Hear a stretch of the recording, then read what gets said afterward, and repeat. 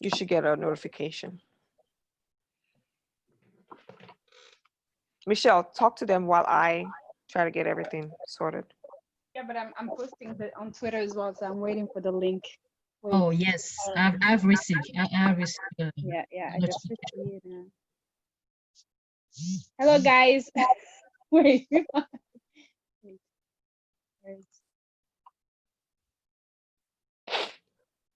Hey guys.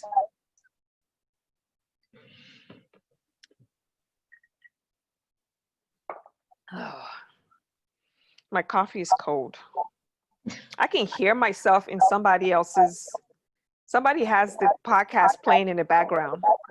Oh no, that's the mistake that we should not do. Miss Hester Because Prynne. after this, it No, it's not disrupts me. the live stream. Wait. Oh my God, there you go.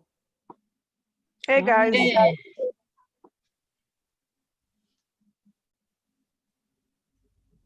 Bonjour Adama. Hey guys, how's everyone doing? Good morning, Deborah. I have an echo. Why? And that's the thing. That's what I'm trying to say. That I have an echo too. I can't hear anything. Yeah. Hello, Nelly. So we're gonna give everyone about 5 to 7 minutes to get in, and then we'll get started. Edith, hello. Bom dia.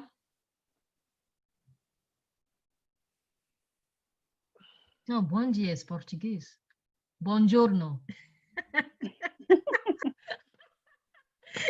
Edith is in Italy.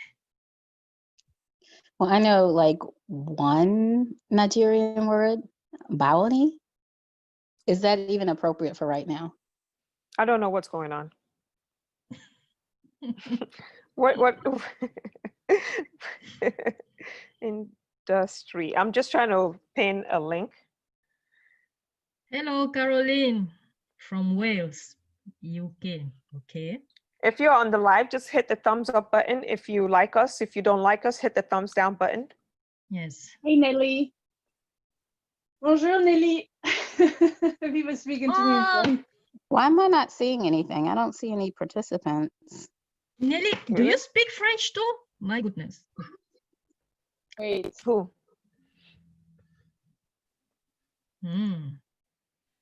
Eulita Amorozzo. Where is it from? That name? Latina? I want to see. Hello. Yeah, she has a beautiful first name, Eulita Amorozzo.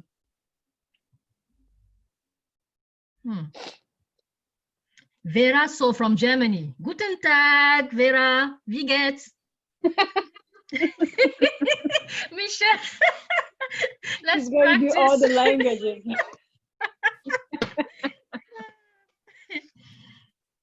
All right, Patricia. Yeah. Oh, Kay is cooking. Kay is cooking at the moment. I can't see anything because I'm working in the background, but I'm just going to give people another 4 minutes to kind of get everything sorted so that okay, we will entertain them in the meantime.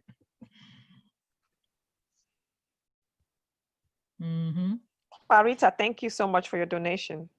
Sherry Ware is asking, Tina, is it okay to use your father's phrases from the last podcast? Which one? See your life, see your mates. Yeah, so. yes, you can. My father would be like, see your mate. Tina, Yes. see your mate. Kilo share or Lodo. Hi, Maria. Chepison Swane. Oh, from South Africa. Michelle, are you there? Yeah. Have you seen what's going on in the chat now? Me? Yeah.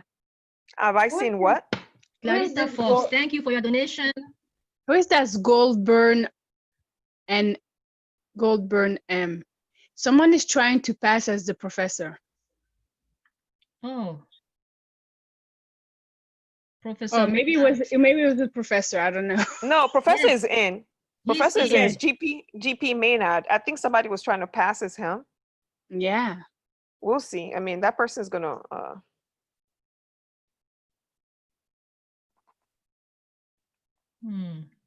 Patricoa Marcel. Hello. Hello, everyone. see your mate is MATE. Oh, okay. Eolita says that she's from St. Kitts and Amoroso is her married name from Trinidad. Professor, somebody logged in as Goldborn M. Yes, but What Professor you- Maynard is saying Hold that. on. Oh, sorry. Hold on. Ajoke, mo gbọ́ Yorùbá dáadáa ṣùgbọ́n mo gbọ́ Yorùbá ṣùgbọ́n mo lè sọ Yorùbá dáadáa. Hi. Sorry. So, it's okay. It's the squad. Professor Maynard is saying that no one is trying to pass as him. Okay. So Professor Maynard, there was somebody who logged in as Goldborn M. And so we don't know if that was you because you're the only Goldborn that we know.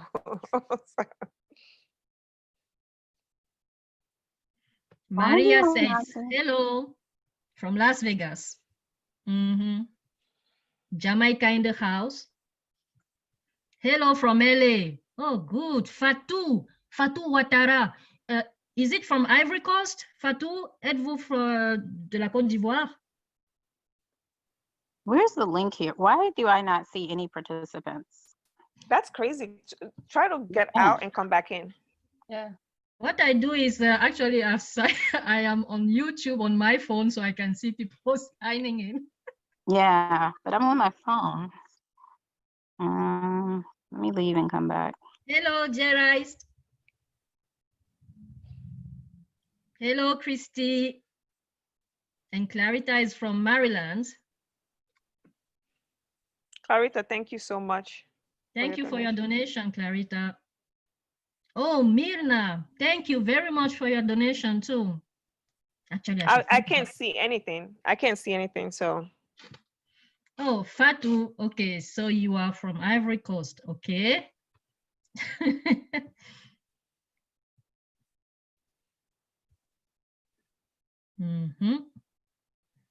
Hello, Freda. Hello, everyone from Florida, Los Angeles. I guess it's New Jersey from Tracy. Amor that means good child, yeah. I'm just speaking Yoruba to Ajoke.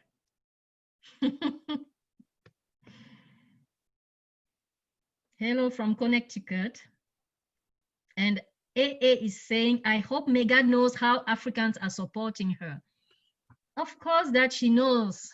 No, her husband is half African.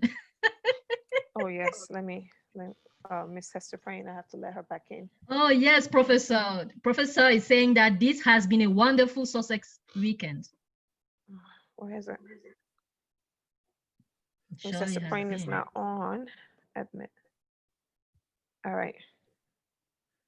Okay, she's back on. Sorry guys, Miss Hester Prynne was not on, so I had to like re-add her in. Where is Michelle? Are you eating? No, I'm actually sending myself. No, I'm sending myself the topics. Wait. Okay.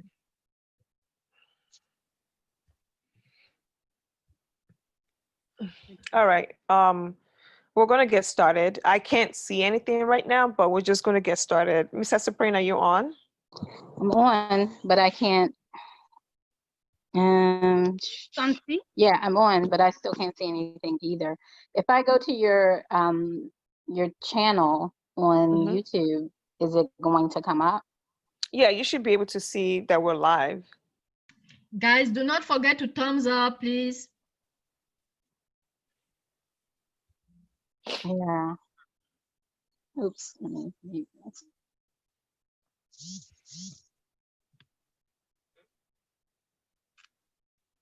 All right, we're gonna get started. Michelle, are you there? Are you ready? Yes, yes. Wait. What is it? You can't do both. You can't say yes, yes, and then No, wait. I'm here, but I'm not. Wait. Okay, good. Okay, there you go. All right. Hello, everyone. Welcome to another episode of the Sister Squad podcast for all things Harry, Meghan, and Archie. I am Tina. I'm Michelle. I'm Christelle from Greg and Chris Let's Talk on YouTube. And this is Hester Prynne from Twitter. Welcome. Welcome, guys. Sorry, something is going on in the background. I just got like a little weird message that says, wait, something went wrong. Try again. So I don't know what's going on, but as long as this live is still going on, that's fine. Guys, it's been a whirlwind week for everybody. Like, I felt like Harry and Meghan were like out. Like, when Michelle, remember when we started doing the podcast, when Harry and Meghan will have engagement after engagement and we will have so much to talk about? I felt this week was kind of like that. I don't know why, but I was like, oh my God, deja vu. Like when we would get and what makes it better is that it was that all the fuck shit, Yeah. That makes it even better because it's about the work. There is no sabotaging going on here. It's just purely about the work. Yeah. So anyway, guys, I'm just excited. I'm excited for Harry and Meghan. The first thing that I wanted to talk about is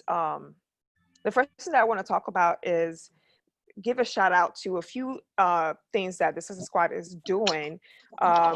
Last episode, we talked about that we need to start leveling up, right? We talked about that. Like we need to level up. I don't know what's going on with my live stream. I'm gonna have to shut everything down. We talked about leveling up. So when we talked about leveling up, oh my goodness, something's wrong. Okay, let me. Michelle, can you shout out the cooking and the book watch party stuff, because I can't do that. Like there's something wrong on my computer, so I need to fix it. Can you shout them out? Yeah, I mean, listen, someone reached out to me. Sorry, guys, I'm standing up. So someone reached out to me and asked me, hey, can you actually pass the word so that a lot of people kind of know what the Sister Squad is doing? So basically, I think prior to this week, we had kind of like a quiet in terms of Harry and Meghan. We would have like a Zoom here, Zoom there. So people were trying to create drama as usual, So we decided to not deal with that, on the podcast. But some really decided to. Wait, I can hear myself twice. Mm-hmm. Can I talk? Yes. Keep talking. No, I was hearing myself. Sorry, that's why. But basically, some Sister Squad decided to launch Sister Squad watch parties, Sister Squad cooking club, Sister Squad book club, so that people could actually focus on different things instead of having to deal with the drama that the British press is trying to start around Harry and Meghan as usual. So this is actually great thing that Sister Squad is doing. So follow them, honestly. Reach out to I think it's mainly on Twitter though. I'm not sure if it's. No, they're on IG too. They're on IG too. Like guys, okay, see, I don't use IG, so that's why I didn't know. But so yeah, so I think it's called Sussex. I think it's at Sussex Read for people who want to reach out to the book club. And that's one that personally I'll be definitely part of because I love reading. And the cooking, guys, I suck at cooking, so this is not for me. But yeah, if you love it, go ahead and do it. And opposite watch parties, I'm all for it. I love movies, I love TV shows, so I'm gonna be there as well. So yeah, so I think there's stuff for everybody. And if you have more ideas, guys, do it. Yeah, we have a few things Emmy and myself are working on right now that we're gonna kind of announce here soon. It's going to be mainly on Twitter, because that's the best place that we can have a community thing, because IG is not ideal for that, but we're going to figure out how that's going to work. But anyway, yeah, so shout out to the cooking club, the Sussex Cooking Club, the Sussex Book Club, and the Sussex Watch Party. By the way, guys, I can't see anything, so just to let you guys know that I literally cannot see anything on my screen right now. So please bear with us as I try to figure out what's going on. So, all right, next topic. Michelle, you're gonna have to roll with this, please, because I can't. Wait, because I can't think. I'm reading with my stuff. Wait. Okay. Yeah. Should we talk about? I think for me, this is really one of the biggest news that we heard during this week, which was Harry and Meghan signing on. I think it's like a speaking agency. I think that's what it is. I don't even remember the name. What is Harry Walker Agency. Yes. So that's really, and that's also, this is an agency that has so many different clients, and you have obviously the Obamas are on there, the Clintons are on there. Yeah, so many different people, and Harry and Meghan were, recently signed on. And one thing, obviously, because this is Harry and Meghan, you always have some fuck shit with the crazy people who decided to reach out to that agency, trying to for whatever reason, this is what they always do. But here's the thing, this is, we're talking before we start recording podcast, this is the, in the US you won't have the same bullshit that's what's happening in the UK. So yeah, for me personally, this is a great news. The thing also is that this is really what Harry and Meghan used to do. Meghan was doing a lot of speaking circuit. She was doing a lot of that. She was part of when she was on Suits, she used to go through different colleges and to speak to the students during the summer. She used to do that a lot. So yeah, this is I'm not surprised that this is happening. They're really good at that. So hopefully, we can pay, but it's probably going to be expensive. If they come around here, maybe I'm going to pay. But yeah, it's for me, I thought that was actually, I love to see all the little moves that they're doing, and kind of confirm that, what's this called? 1 year review, fuck that shit. It's literally a fuck you, Here's the thing. First of all, we're not going to probably be able to afford tickets. I'm sure wherever they speak is going to be tickets available to their membership or, interested parties. Anybody who is thinking that Harry and Meghan were going to go live in a shoe with their son and have to stand in food lines to be able to eat, we told you guys that was never going to happen. Sussex Squad was saying, if they leave, this is what their options, these are the opportunities that are going to be available to them. We tried to tell you, okay?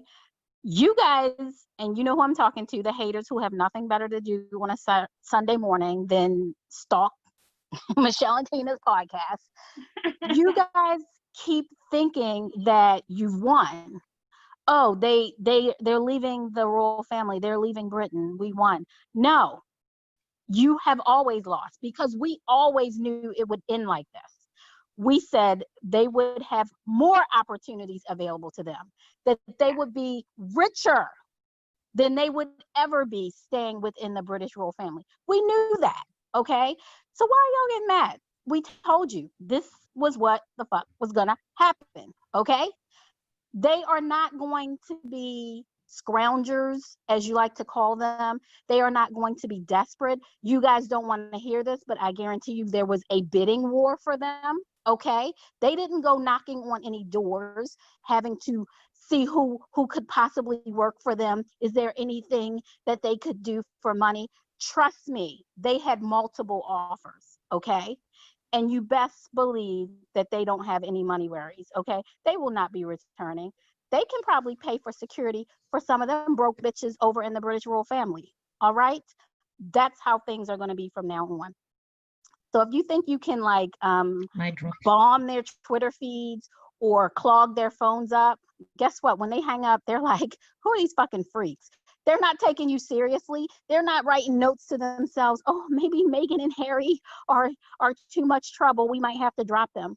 No, like I said online, we are dealing with a fucking lunatic every day in the White House. We got bigger fish to fry, okay? Nobody cares about you. Nobody cares about your little Twitter fingers, okay? You're not impressing anybody. They just think that you're nuts. The more you do this, the more they say, wow, we understand why they left.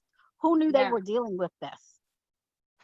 Yeah, and also another thing just to keep in mind is that actually I'm glad that these dumbasses are doing what they're doing, because what they don't realize is that by doing this, that these people are the agencies that the Obamas use, that the Clinton use. That means that Secret Service is involved in their tracing of IP, and but besides that, from a legal standpoint and from a but besides that, from a legal standpoint, this is not a good thing. Like, in terms of, for all you crazy people, like, you guys are going to go to jail. Like, you guys are going to go to jail. Trust and believe this shit. Because if you start harassing an agency that protects of 2 former presidents, you think Secret Service doesn't have all the servers and trace all the IP addresses when you send emails? Please do it.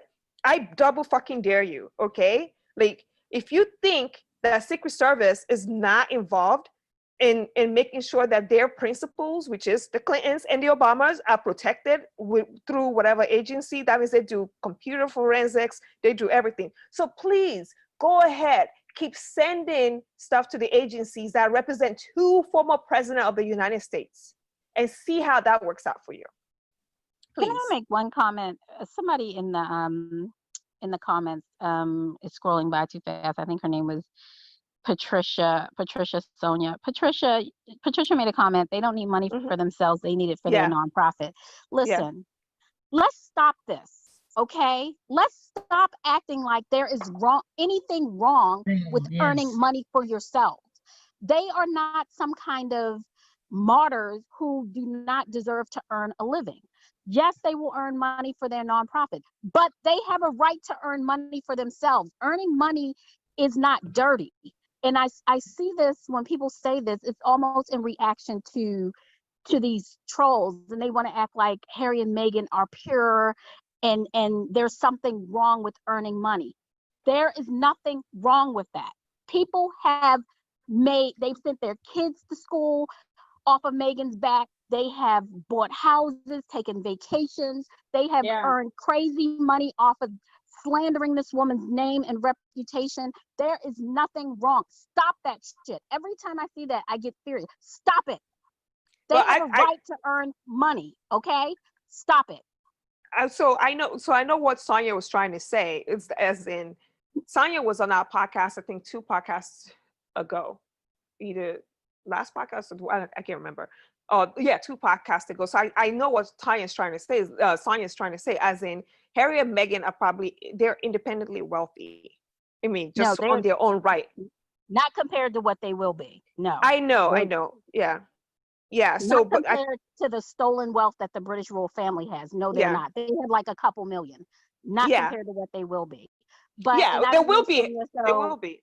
Apologies if that wasn't her intent, but I've seen that a lot, where people act like it's something dirty, or like Meghan is doing something wrong, her and Harry, by wanting to earn money. Yeah, no, but I don't think that's what Sonia meant. I think she meant that, they do need money. They will need money to start up their nonprofit, which I'm sure that they're going to get the funds for that. I think that's besides the point, in terms of it's a given that they should be able to make money for themselves too. Like, that's just a given. But that's the criticism that you hear that you hear a lot with the haters, because I remember when when the documentary Elephants dropped, people were saying, oh my God, you know, she's making money off this. She was paid. Look at this. She's back in Hollywood, but whatever. There's one guy I remember, he said that. And then when people told him, hey, oh, I remember him. Yeah. He's going to, it's for charity. And then he's like, okay, I take it back. And I'm like, what the fuck is wrong with her? I think the idea of her being able to make money now, it's really pissing especially the UK off, really. What I don't understand. Yeah, no. I want to say the reason is, I think the people in the UK have deluded themselves into thinking that you need a fucking title to be successful. So the idea of when they bring up, hey, you know, Harry, Meghan, still you, Duke and Duchess, I thought this was taken from them. I'm like, listen, they took, obviously they didn't take away from it, they didn't take those titles away, but they took away the HRH. And I'm like, listen, nobody cares about Duchess of Sussex. You need to fucking understand this shit. Nobody cares about Duke of Sussex either. Like, nobody click on article Duchess of Sussex. Nobody click on that. People don't write those articles. They've made Meghan's name a fucking brand that people know. So this is what, this is where, you know, she I don't think, you know, people use Duchess of Sussex, you know, out of, I don't want to say out of respect, but it's, you know, this is her title, but it's not what is, this is not her identity. She has this title for like 2 years. She was making money long before that. Nobody cares about the Duchess of Sussex. Nobody cares about that title, you know. Personally, I don't care about that, you know. If people are saying we're gonna take it, okay, go ahead. People have deluded themselves into thinking that this is, if we take that away, they have nothing. Yes. If the only reason why they're going to do this speaking stuff is because they have to talk about the royal family. Nobody cares, guys. Nobody gives a fuck about that fucking family.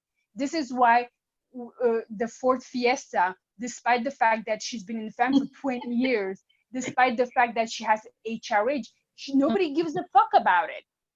You have to understand that nobody cares about titles, especially nobody cares about it in the US. So for me, you know, they really believe whatever, that it's, that now that they step back, they're actually, everything is going to fall down. And this is really what they think, you know, which is why, you know, when Mr. Prynne was saying, you know, they lost, you know, because they left the UK, they left the family. And I'm like, this is what we wanted. This is what we wanted from the get-go. We wanted them to step out, because once they leave, once they don't have to deal with the shackles of that fucking family, especially in terms of, hey, you know, you're in such position of, in the line of succession, so you can't do more than the ones who are above you. They don't have to deal with that now. They don't have to, you know. And that for me is really what I really love about this, what is going on right now. You know, they don't have, will make as much money as they can.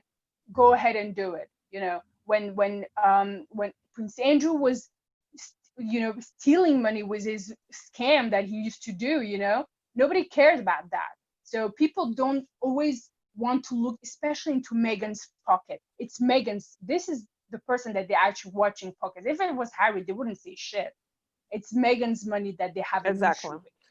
Well, I mean, at the end of the day, Meghan and Harry have a right to. And Meghan and Harry have a right to make their money, and they're going to make the money, and the people on that island and the rest of the haters are just going to have to deal with the fact that Harry and Meghan are going to make money, and they're going to be fucking rich, and there's nothing any one of you guys can do about it. Okay, so you guys can pontificate, you can cry, you can moan, blah blah blah. At least they're not costing you taxpayers money, your little 69 cents a year or whatever that you pay to taxpayers. You don't have to give it to them. They're off welfare. They're out of the ghetto. So I hope that they make as much money as possible. I want Archie's college fund and his brother's future brother and sisters college fund to be paid off and ready by next year. Okay, that's how rich I want them to be. So yeah, let's just even move on, but let's recap this segment, which is Harry and Meghan have signed apparently, and I don't know how true this is. I hate having to say stuff, but if LA Times is reporting it, then they were the first who reported it, and I think they confirmed it. But Harry and Meghan have signed on with a speaking agency that represents both the Obamas and the Clinton for whatever speaking engagement that they're going to do. Hopefully we're going to hear more about what they have to do in the coming months. All right, let's move on. So you want to know how racist Britain is, guys? So this whole thing came up like the rugby, right? So rugby in England, they sing Sweet Low, Sweet Chariot.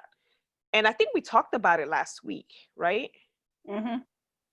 And my thing was, and I think we've already talked about it, but I want to bring this up because I like this little thing that I put on the on the screen right now.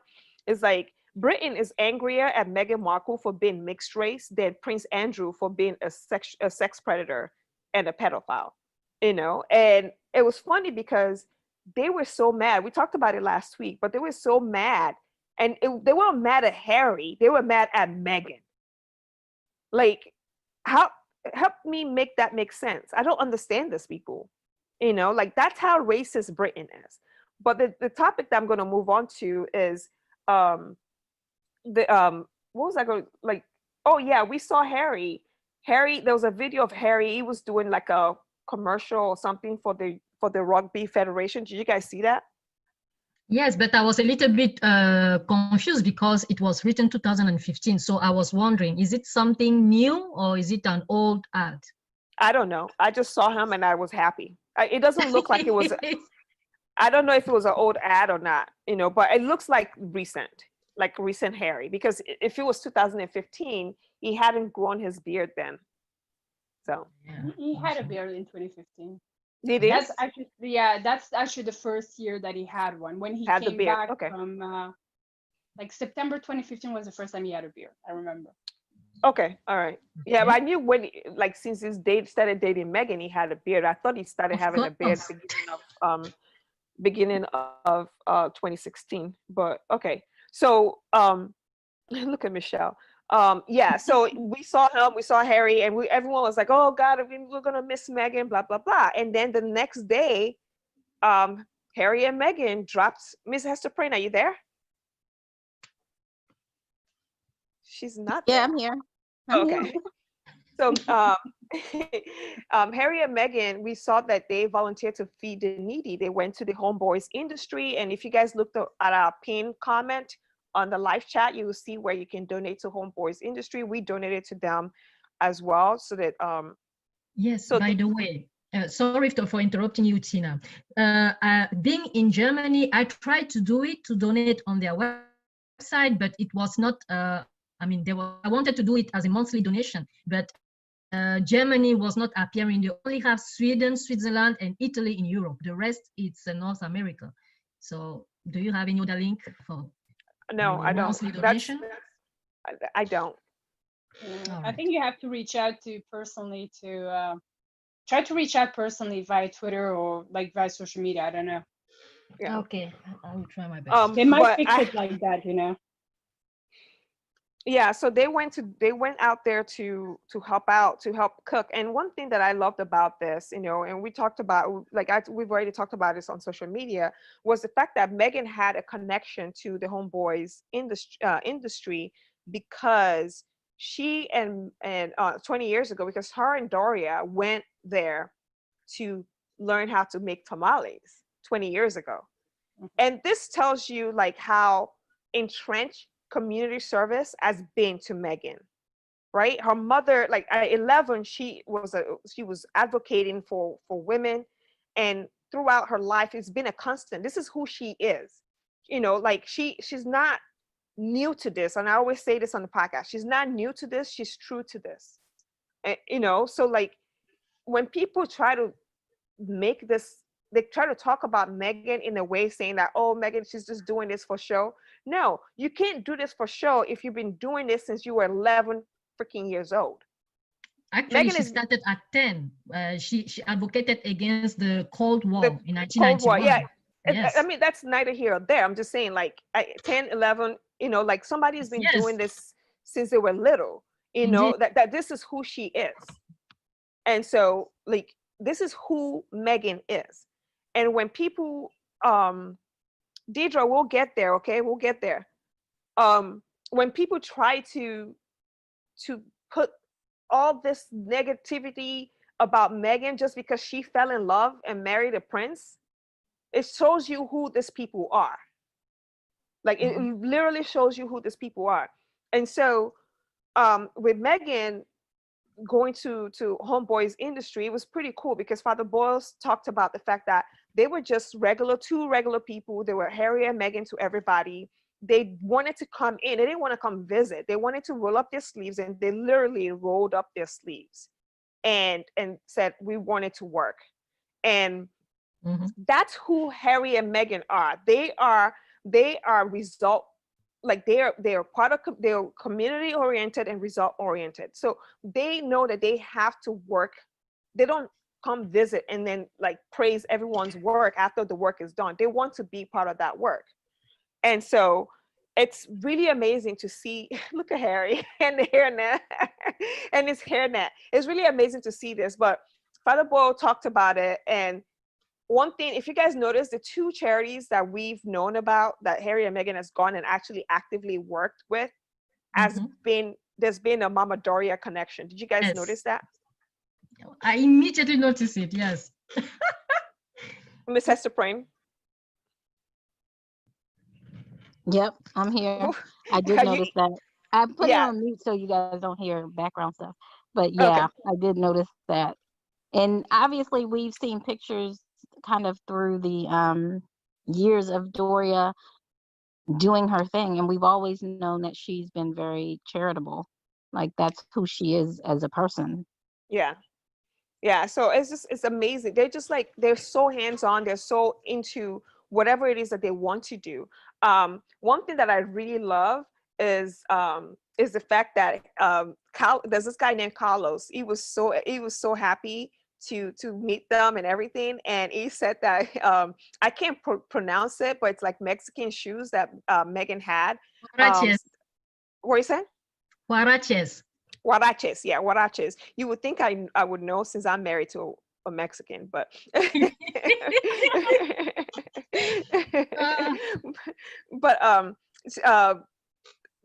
she had those shoes on, like, and he talked about the fact that there was a paparazzi who was trying to get stuff, and he's like, you guys killed his mom. No, get out of here.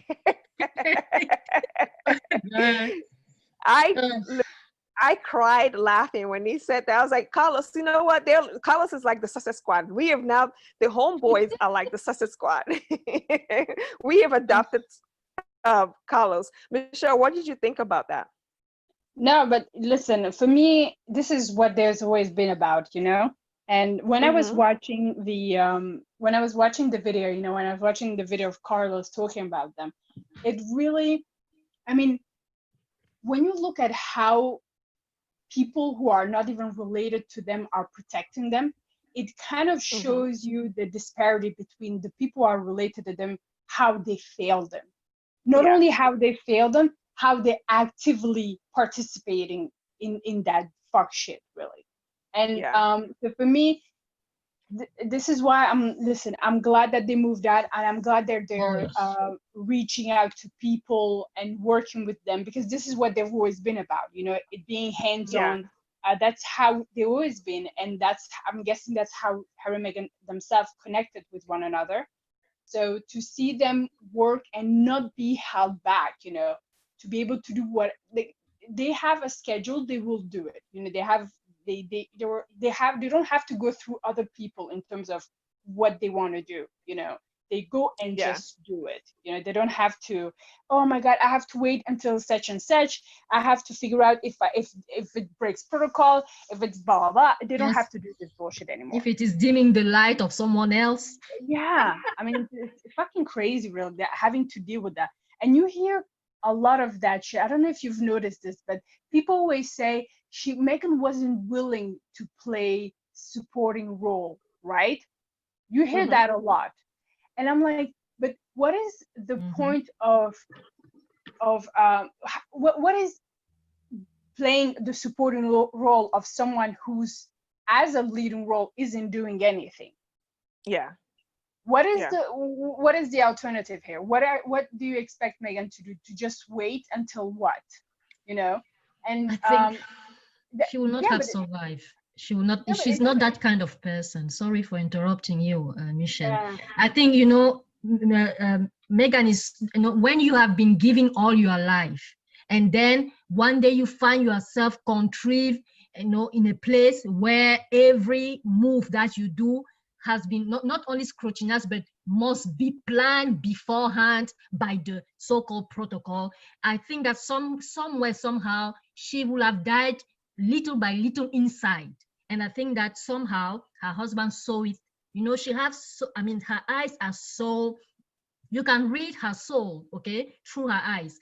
And I think that somehow he saw that flame in the eyes of his wife, okay, vanishing. And he was just like, gosh, I can't let her, no, I can't leave this thing a second time. So I think that those people, they knew that the only way, okay, to completely kill the voice of this woman was to, you know, to put her in a corner, okay, and to shut her down. So I think that just the fact that they left, okay, and then she's now at home and she can do whatever she used to do since she's a little girl, she's relieving. So whatever people will think, of course, that's why the Sussex squad was so happy when they left. And my prayer was that they should never ever go back there. And if they do, they should just leave Archie with Mama Doria, okay, and they just go and do that. And that anyway, that topic just hit me. Please go on. Sorry for interrupting. No, I think Kanan and Abel furiously. Somebody said this on Twitter. I had to say. Somebody said that Harry and Meghan volunteered with Own Boys Industry. Not to be outdone, Kanan and Abel are furiously looking for gangs in London so they can volunteer. I cried so hard. But that's, I'm telling you that this is also the problem, is that you have people who in that family, the way that they look at the job really is that they look at it as what those charities can do for us, you know. Yeah. The reason why a lot of charities are closing, or associated with royals are closing, because they don't actually care about the work. They've been using charity work as a way to sustain themselves. So yeah. Now this is why, you know, Kate never bothered to visit one of her charities for like 8 years, I believe. And they're closing. Part of it's closing. And she reached out to them during this pandemic, talked to them on Zoom, because she's like, oh shit, now we have to show that we're useful, because in this pandemic, a lot of people are noticing that some part of, you know, this family is useless, really. And because that guy, he was a Sussex squad member. No, it's not even that. It's really the institution in itself. For me, this is really what there is a problem in terms of how they work with charities, which is we have to help one another. Royals use charities, and then charities don't get nothing in exchange. That's it. That's literally what happens. And but now that their existence is in jeopardy, which is why the PR is out of control now, okay? Because they're realizing that it's an issue. You know, the royal family is useless. So now they're reaching out to a lot of them via, you know, they're 9 years after. Hard. Yeah, they work really hard because, you know, they want people to believe that they're actually useful. And but still, you know, it doesn't change anything. It's still shit. So this is why, for me, when I look at the approach that Harry and Meghan are doing in terms of we want to be hands-on, and they were held back for being hands-on. And I think also the issue with Meghan is that not only she wanted to be hands-on, she wanted to she wanted to engage with people as well, but that was, they were calling that unroyal. You know, when she would be hugging people, people would say, you know, she's breaking royal protocol. When the others would do it, they would fawn over, you know. So everything she was doing was being maligned, and everything, and when she wasn't even doing something, even that was maligned. Like, this is how crazy it was. They put her in this place where whatever she was doing was wrong, and now that finally she's able to work and reach out to people the way that she wants to, they have nothing to say. And the fact also, this is something that Mr. Prynne said as well, that when the fact that we're getting the news directly from the American press, so there is no fuck shit, you know. We have this news of Meghan and Harry reaching out to Homeboy's Industry. It doesn't, you know, it doesn't go through the British press anymore, you know. We get directly the info, and that is so good, because it's not marred in controversy. British press anyway. Yeah. I mean, all right, well, let's try to move on. One thing that I wanted to on the last topic of conversation that we're talking about was Harry Walker had to lock their Twitter account because of this crazy people, and Homeboy's Industry also had to deal with a bunch of Cambridge fans going in there and harassing a charity. Like, you guys have to stop doing this. Like, you guys are messing with the wrong motherfuckers. You keep doing this. Like, every time you guys do this, you're really showing the world what Harry and Meghan had to deal with, right? yes. You're really showing the world, like, you know, going after Jennifer Garner and like going after charities, and you don't understand. Like, every time that you're doing this, you're showing the world exactly what Harry and Meghan are trying to say. You're basically saying that that basically that they're right. You guys are racist. Every single one of you guys are racist. So I don't know what to tell you guys, but yeah. And then Father Boyle talked about the fact that Meghan, she was talking to a lady behind the counter, and she mostly spoke Spanish, and Meghan's Spanish. I mean, we've always known that Meghan's Spanish and French are really good. I mean, her Spanish is better than her French, but she speaks fluent Spanish because she went to Argentina to as an internship back in the day. So she speaks, and she's from LA. I mean, if you're from LA, most likely you will know how, like from California, really, you're going to know Spanish. It's just what it is. And I was just happy that they were able to do it. And then Sharon Stone talked about the fact that she, you know, they asked Sharon Stone, this is separate from the Homeboy stuff, I'm just lumping everything in. Sharon Stone talked about the fact that Harry and Meghan they have put themselves they're part of the community. And I think it's shade towards some other people, because remember when some of the royals came to visit, they had this whole, you can't touch me, you can't do all this stuff. Oh, Harry my and Meghan, goodness. Yes. I mean, people they were paying $32,000 for them to have dinner with William and Kate.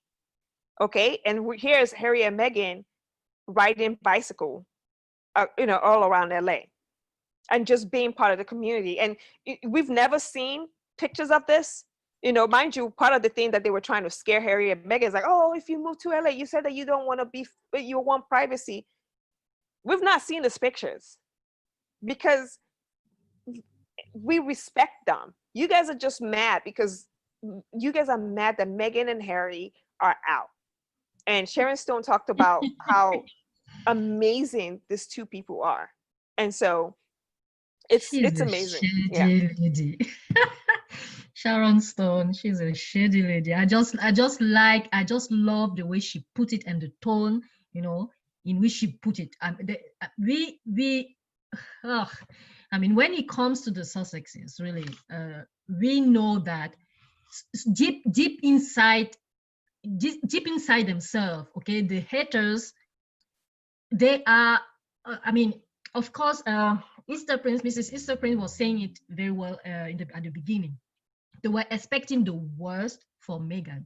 And okay, of course, Harry, let's say vicariously. But the thing is that when it comes to their good deeds, okay, it's not something that they have been, they have not just discovered it. And, when you already have something so natural, okay, in you, I think that somehow this is the type of life that they used to have before it broke out that they were dating each other. I think that this is how they used to be. And then when it turned out to be known by the whole world, okay, this thing turned to something else. Okay, so I mean, what I want to just to say is that whatever the other royals are doing now is just that they are trying to catch up with the Sussexes. Okay, it's not that they are doing it out of the charitable soul, if I can put it that way. It's just that when this type of people, they are always measuring, okay, the rankings, and it's like your president there, Trump, okay, just measuring the popularity. For them, it's a popularity contest. And of course, we know that 20 years ago, Meghan, she visited that charity. And what happened a few weeks ago? We have, okay, let's say the sister-in-law of Harry, sorry, I can't pronounce her name. She had to reach to an old, sorry also for that, dusty charity that the last time that she met them, it was 9 years ago. And for what I've understood these days, but I don't know yet if it is confirmed, that charity is also about to close. No, yeah, the cafe that is associated with them is about to close. Yeah. It's the second charity in what, less than 2 months. Yeah. So, I mean, it's... I don't care. I don't care about those people. Yes. So for those for those who would like to donate to Homeboys Industries, we have it pinned at the top of the podcast. Please donate if you can. Yeah. So like we've I heard about them riding bicycle. Yeah. So if you would like to donate, please consider donating to them. And donate to them directly. Don't donate to us. Please donate to them. Just because it gets hard. We've donated to them. As you can see, here's a receipt here for us. Okay, the next topic. Let me just make. Oh, also Homeboys Industry. As soon as this is the power, and it goes back to what Crystal was trying to say. This is the power of Harry and Meghan, right? The moment Harry and Meghan went there to support them and their pictures came out, we jumped on donating.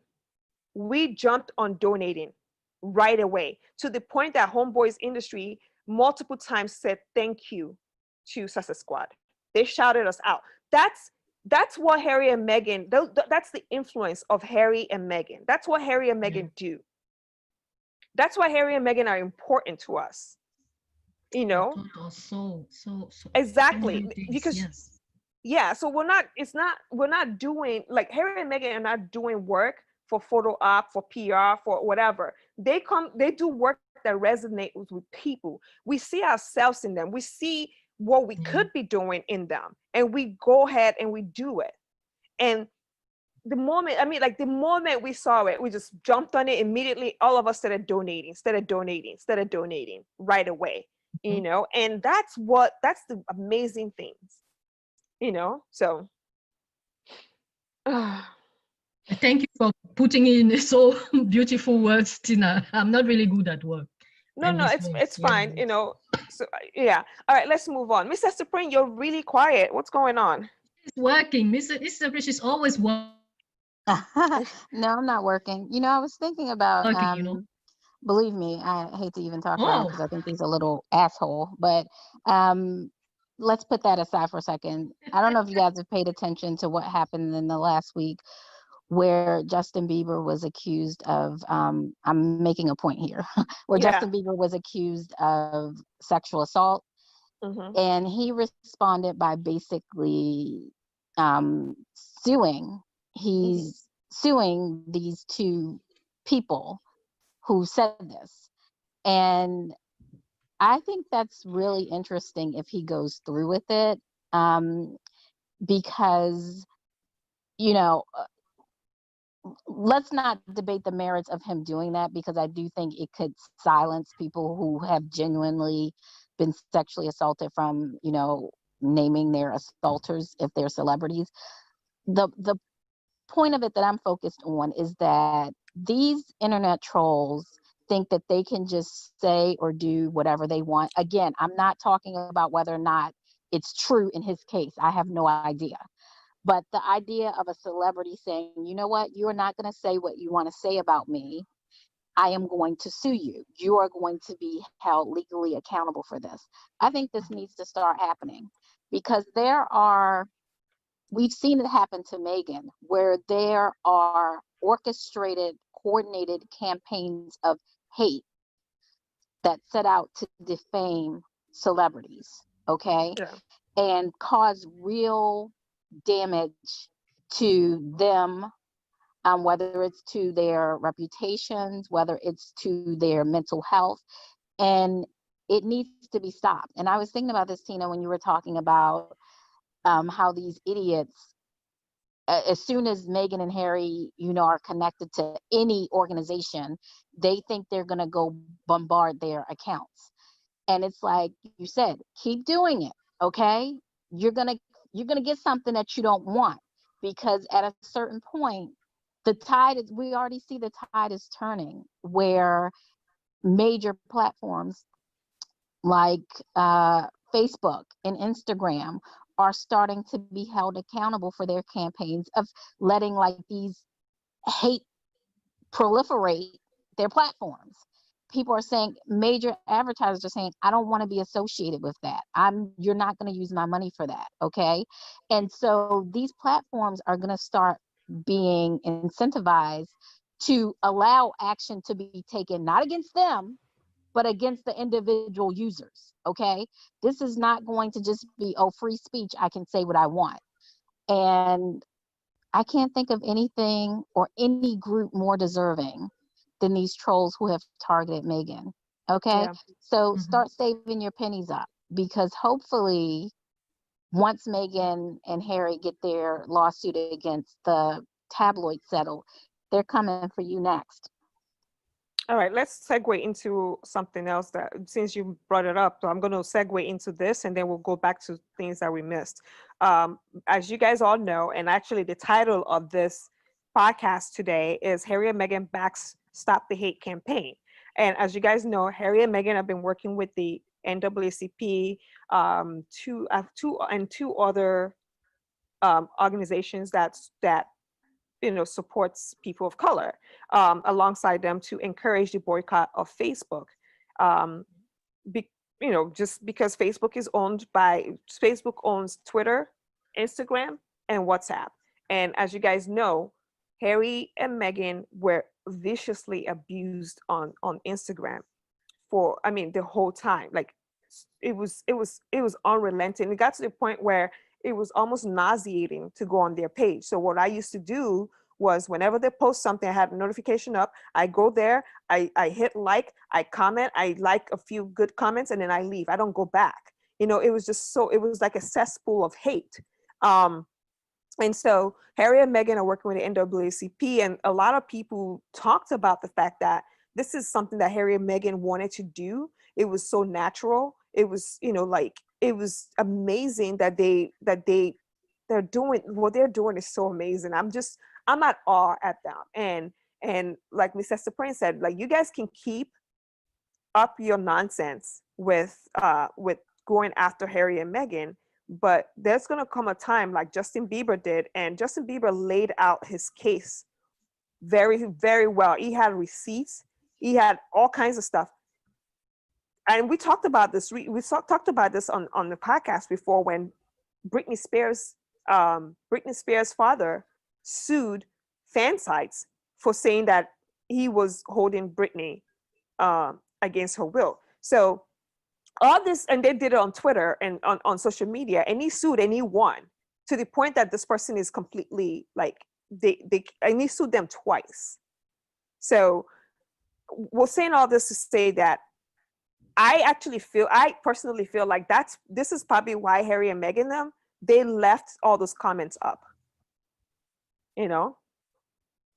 Yeah, I didn't say Twitter. I said only Facebook and IG, not Twitter. Yes, Twitter. Oh, I did. Oh, sorry, guys. I'm sorry. My head. Jack owns Twitter. Mark owns Facebook, IG, and WhatsApp. So, and I they love how now you call them like their first name, like they're your friends. Like Mark is. I told you my little connection to Facebook, right? Did you read my little connection to Facebook? No. I posted it. You tell me. Okay. Yeah. So, but at the end of the day, this is getting to be a bit like it's getting to be more serious. And like Hester Prynne said, your days are numbered for you to continue to harass. I get it. I understand. Facebook does not own Twitter. I misspoke, guys. Jesus Christ. Like, I get it. Yeah, because I lose my train of thought. But at the end of the day, all these haters, you know, now, I mean, Facebook as of yesterday lost $7 billion in ad revenue. And, you know, like you have big companies pulling their ads off of Facebook. And it's because you don't have a Facebook account doesn't necessarily mean that you don't have a Facebook product. I think people conflate those two things. Facebook owns IG. So if you have IG, you have Facebook account. If you have WhatsApp, you know. If you have WhatsApp, you have a Facebook account. So yeah. So because you don't have a physical Facebook page doesn't necessarily mean anything. It just means that you know, like you're still owned by Mark. So it's coming to an end. Yeah. All right, guys. So they're working with NAACP, and I really love everything that they're doing because they're working. They are literally working, and I'm just so happy for them because they're not playing. And the first news organization to report it was Axios, which I found interesting. Miss Hester Prynne, you know how Axios is usually like, they're kind of like middle of the road reporting organization, but like they lean more right. It was interesting to me. I don't know. I didn't know that you're teaching me that. Yeah, so it was just something interesting to me. And all right, so let's move on. So one thing I want to quickly hit this topic because I don't want us to forget it. So Harry also did the ad and like announced the Oman Desert Trek for wounded veterans. So if you guys don't know, Harry does work with the wounded. He's done it in Antarctica. Yes. And he did in both South Pole, North Pole. North Pole, yeah. So and now they're doing there was one around in the UK as well. I worked with Britain, I believe. So. And I know he had to leave one because Baldy was supposed to be helping with his wedding, but he didn't want to be. That was the North Pole one. The South Pole, he finished. He completed. He finished. Yeah, I said he left one. Yeah. And but because they also did one in the US. Yeah. And one in the UK as well. So they did. Yeah. So Harry's talked about the Oman Desert Trek for wounded veterans. And also they sent a bunch of letters to different people. And I wanted to actually talk about this really quickly before I get on the Boys and Girls Club stuff. They sent letters to different organizations in the UK. One thing that I wanted to highlight was Harry sent a letter to React. It used to be Team Rubicon, but now they're called React. I think they're trying to distance themselves from CrossFit because the owner does not like Black people, I guess. I don't know. I don't know. Yeah, so they're probably trying to change their name.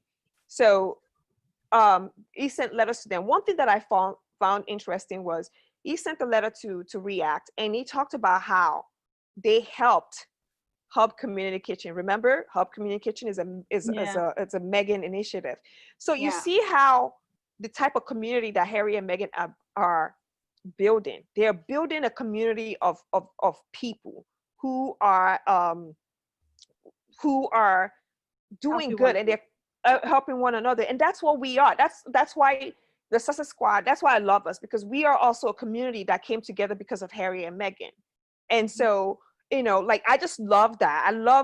This is what community is all about. The fact that React was helping support Hub Community Kitchen's effort.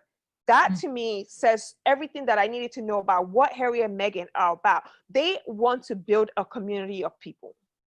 So that's just there. That's just, I just wanted to kind of highlight that. And they sent a lot of letters. I don't want to name every single organizations, but I'm sure that if you're on social media, you've seen all the different organizations that they sent letters to on June 19th for their work in support of the COVID pandemic. All right. So Harry and Meghan spoke to the Boys and Girls Club, and I love everything about this, because it wasn't like it was it, I don't even think there was a reporting on it, but Michael Johnson, the CEO of Boys and Girls Club in Dane County in Wisconsin, was the one who first reported, who first said it. And I love this quote from Meghan, where she said, "My fate is greater than any fear in my heart. If there's anything you need from me, I'm here. I'm here for you." And that actually, that made me so happy, because the same thing. Professor said, "Thank you, Archie, for having your parents send out letters for my birthday." That's funny. Because Meghan, this is who Meghan is. And we found out today that she actually talked to this girl. I can't find the, I don't know if I put it up here somewhere. Okay. So she did talk to this girl who was set on fire and burned by white supremacists. So, but it was all connected to her talking to the Boys and Girls Club, and it looks like Meghan is going to speak to them and to the kids from the Boys and Girls Club. So, Meghan and Harry are just getting started. If this is, I feel like if some of the stuff that we're seeing from them, if this is what I mean, I'm already happy. I can't imagine how limitless they will be in all the other stuff they're going to do. So, anyway, but the Boys and Girls Club, let me see, I actually have a link to this somewhere. Oh yeah, so I talked about, there's the 18-year-old Black girl who was set on fire yesterday by 4 white men who approached her car at a stoplight, screaming racial slurs at her before throwing lighter fluid and a match in her face. She suffers from 3rd-degree burns to her body. Her name is Althea Bernstein. And, Meghan, it resonated with Meghan, and this is who Meghan is. This is not performative. She is working, and she's showing people, like, you have to be kind. You should, help people who need help. And I just love it. And she called her today, and then Harry was also on the call too. So that was yesterday, and Harry was also on the call. So that was pretty cool. All right. Let me make sure. Is there any other Harry Meghan stuff before I go into like more of the craziness for everybody? Can I just say how refreshing it must be for Meghan and Harry to be, following world events and engage with real news instead of like, oh, you have to sit 3/4 of an inch on the edge of your chair and make sure that you have nude colored stockings on. And when you see so-and-so, bow to the right, like just stupid bullshit. Like you said, the performative, I love that word, just the whole circus that is the British royal family, that they just seem so ridiculous to me. Harry just must be, it just must be like so refreshing, you know what I'm saying, to be really dealing with important topical issues and not standing around at a garden party, waiting for the old ass queen to toddle her old ass out, staring straight ahead for 5 seconds. It just, God bless him. God bless him. Really, yeah. What I wanted to add to what Mrs. Hester Prynne has said, that when your brain is so far away, yes, challenging big issues, and then you also have to deal with low IQ people. Let me tell you, it is a psychological torture. Maybe I'm just repeating the same word twice, but I mean, that's why I said previously that she, inside her, she was dying. Okay, she was kind of suffocating. That's it, because not being able to do what she wanted to do, not be able to go towards people and help them, because this is something that is like a reflex. Okay, it is something so spontaneous. Okay, for the Sussexes, that when you have to deal with fake and fake protocols, it's really hard. It's like I think no, I Yes, think she please, was Michelle. still working at it. She was doing the work. She wasn't. I don't think But that. not at the same scope, Michelle. Yeah, Not at the I don't same think scope. that. No. But I don't think that she was barred in terms of work. What they were doing was that they were sabotaging her work. They were trying to dim her lights uh, by marring everything she was doing with controversy. Even when Yes. she wasn't working, going to Wimbledon, they created a whole controversy around that. So they made her life a nightmare, not by preventing her to work, but when the work that she wanted to do, because they weren't okay with Vogue, they created controversy around it. Because they weren't okay with the cookbook, they created controversy about it. When she was going on tour, because she was working for the government, that she was sent by the government, they weren't doing anything. Remember, during the tour, they would stay quiet, really, because they knew that they couldn't start. They had no reason to start some fuck shit, because the government they were telling her, you and Harry have to go there. So they would go there, and also because they represented the royal family, let's not do some fuck shit. But once the work that she wanted to do was when she was trying to do her work for the family and pick and choose what she wanted to work with, they would create a whole controversy around it. I think the only time that I remember where she was barred in terms of doing anything, and I'm saying the whole Vogue thing, they were upset about that.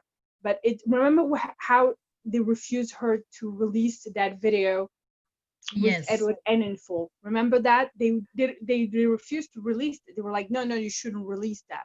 So I think there's moments where the word that they would refuse for her to work, but the work in itself, she could do it. It's just that they were making her life hell. Just breathing, they made her life hell. We're going to destroy your psyche to the point that the only option that you have is to leave.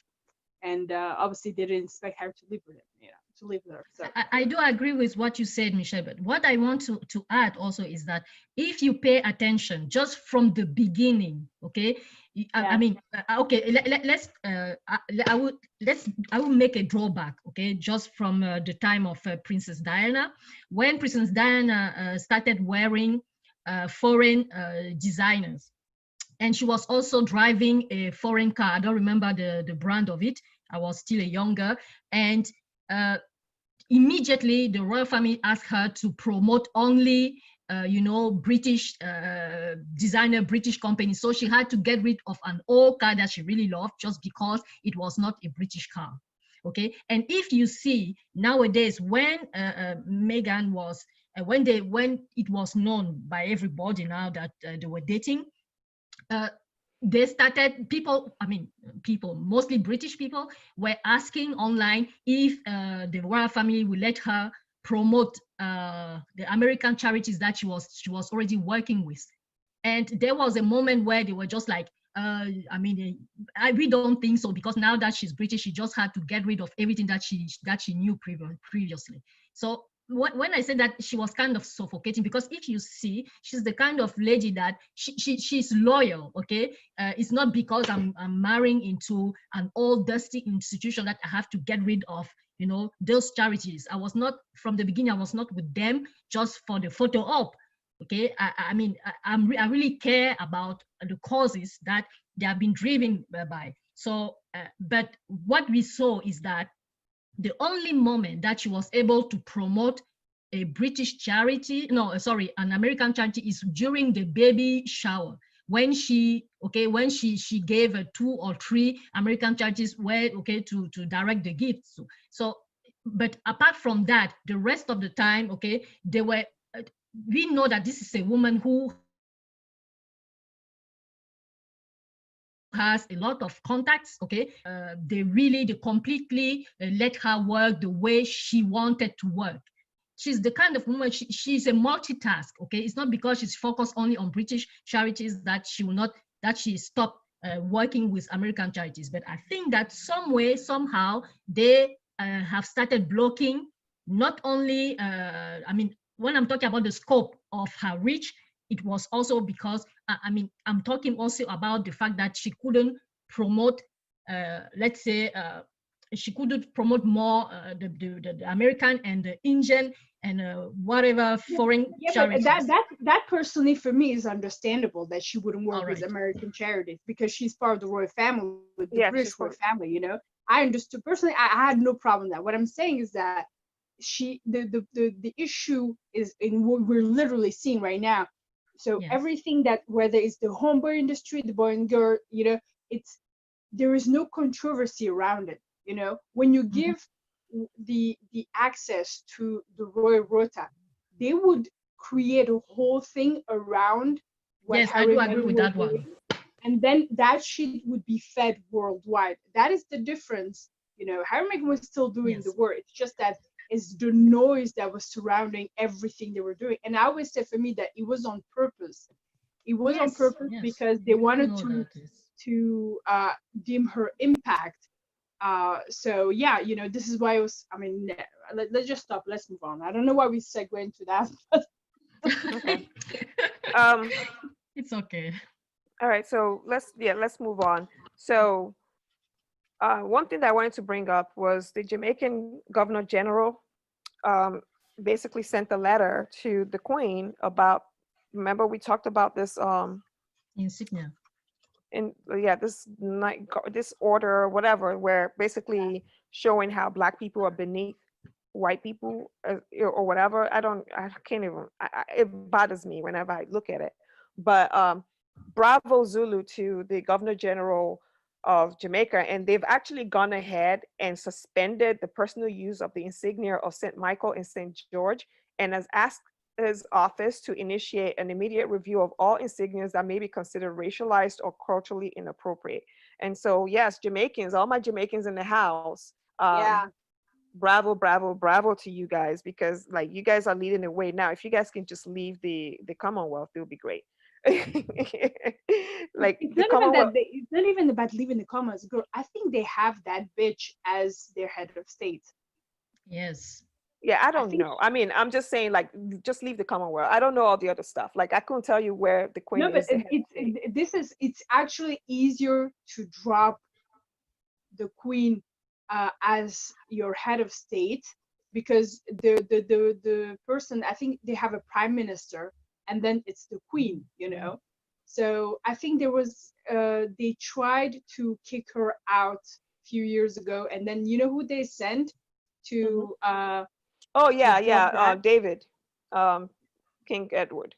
No. They sent Harry, girl. They sent Harry. They sent Harry. Don't you remember? With Rihanna and all the stuff. No. That's Barbados. That's Barbados. No. That was in 2016. What you were talking about, Christelle. I'm talking. I think it must have been in 2013 or something like this. 2012. 2012. So I was thinking the year of the Jubilee. Yeah. So no, but what I'm saying that she's their head, so the same way that she's head of state of Canada, the same way that she's head of state of New Zealand and Australia. Yes.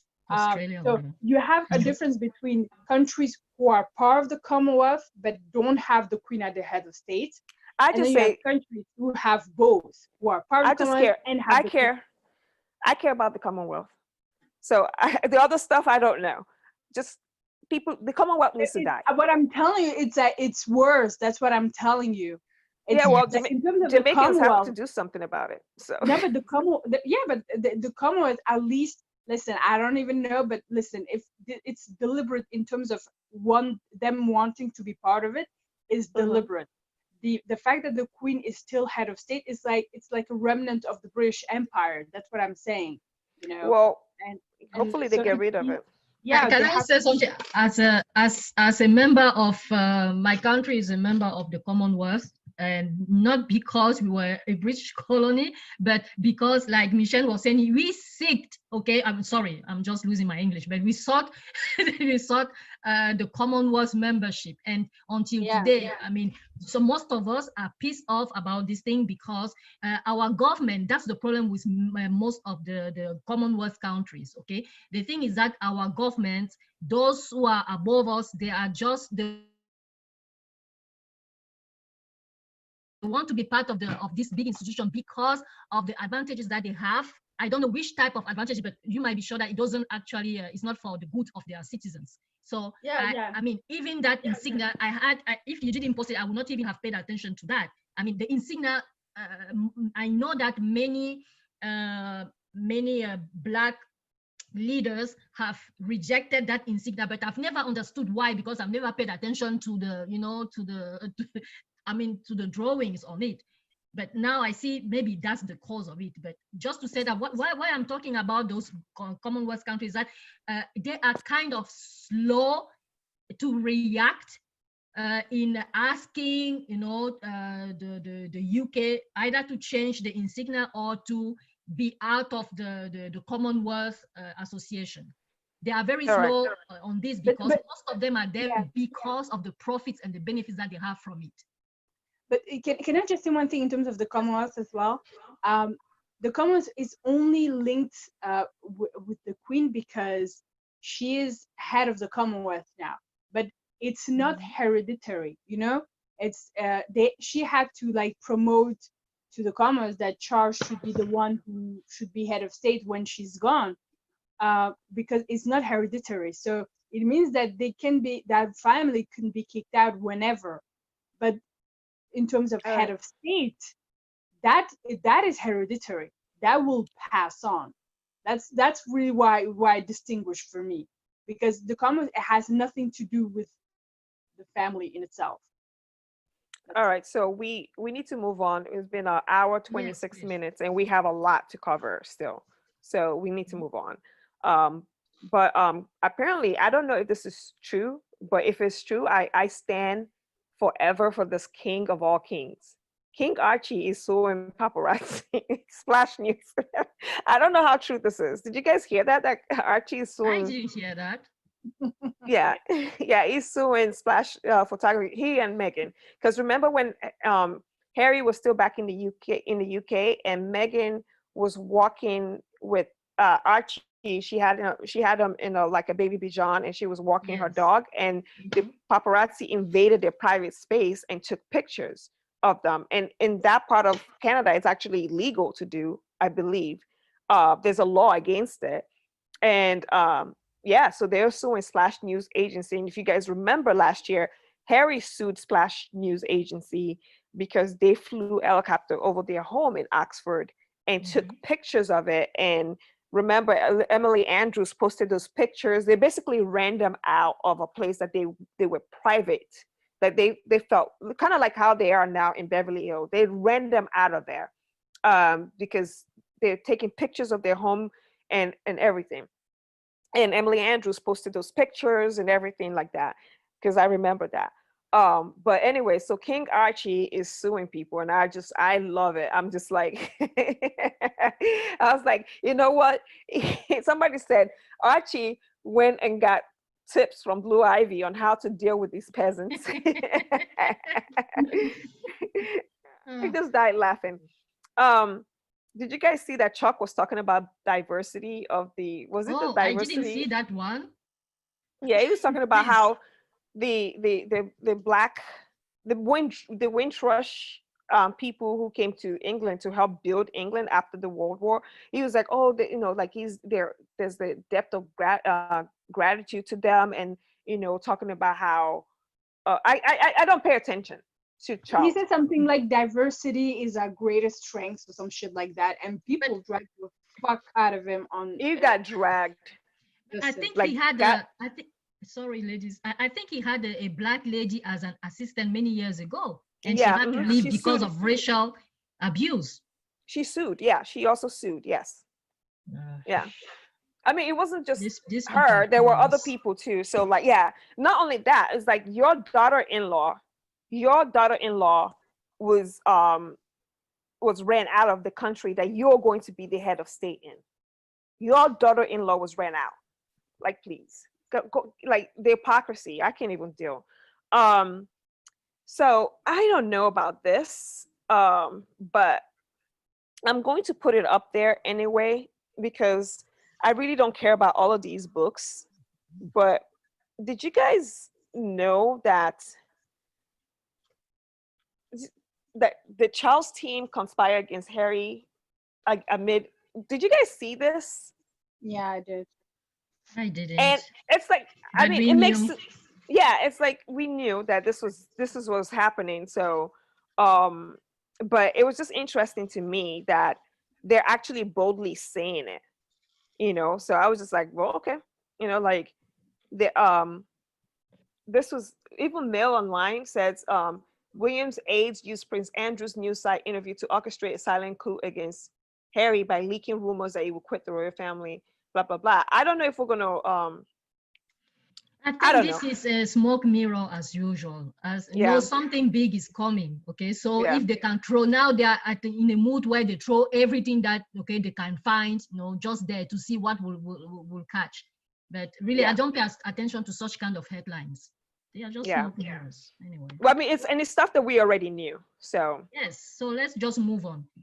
yeah. But I have to let people know. You understand that we have to let people Yes, know of what's going course. on. So, all right, Miss Hester Prynne, are you ready for the next topic? Because I'm sure that this is a topic you are invested in. What is it? Is it Like you number set me up. 13? Huh? 12 or No. 13? 12 or 14? I don't know which one is 14 or whatever. Lenny. People magazine. Yeah, I'm not talking about that.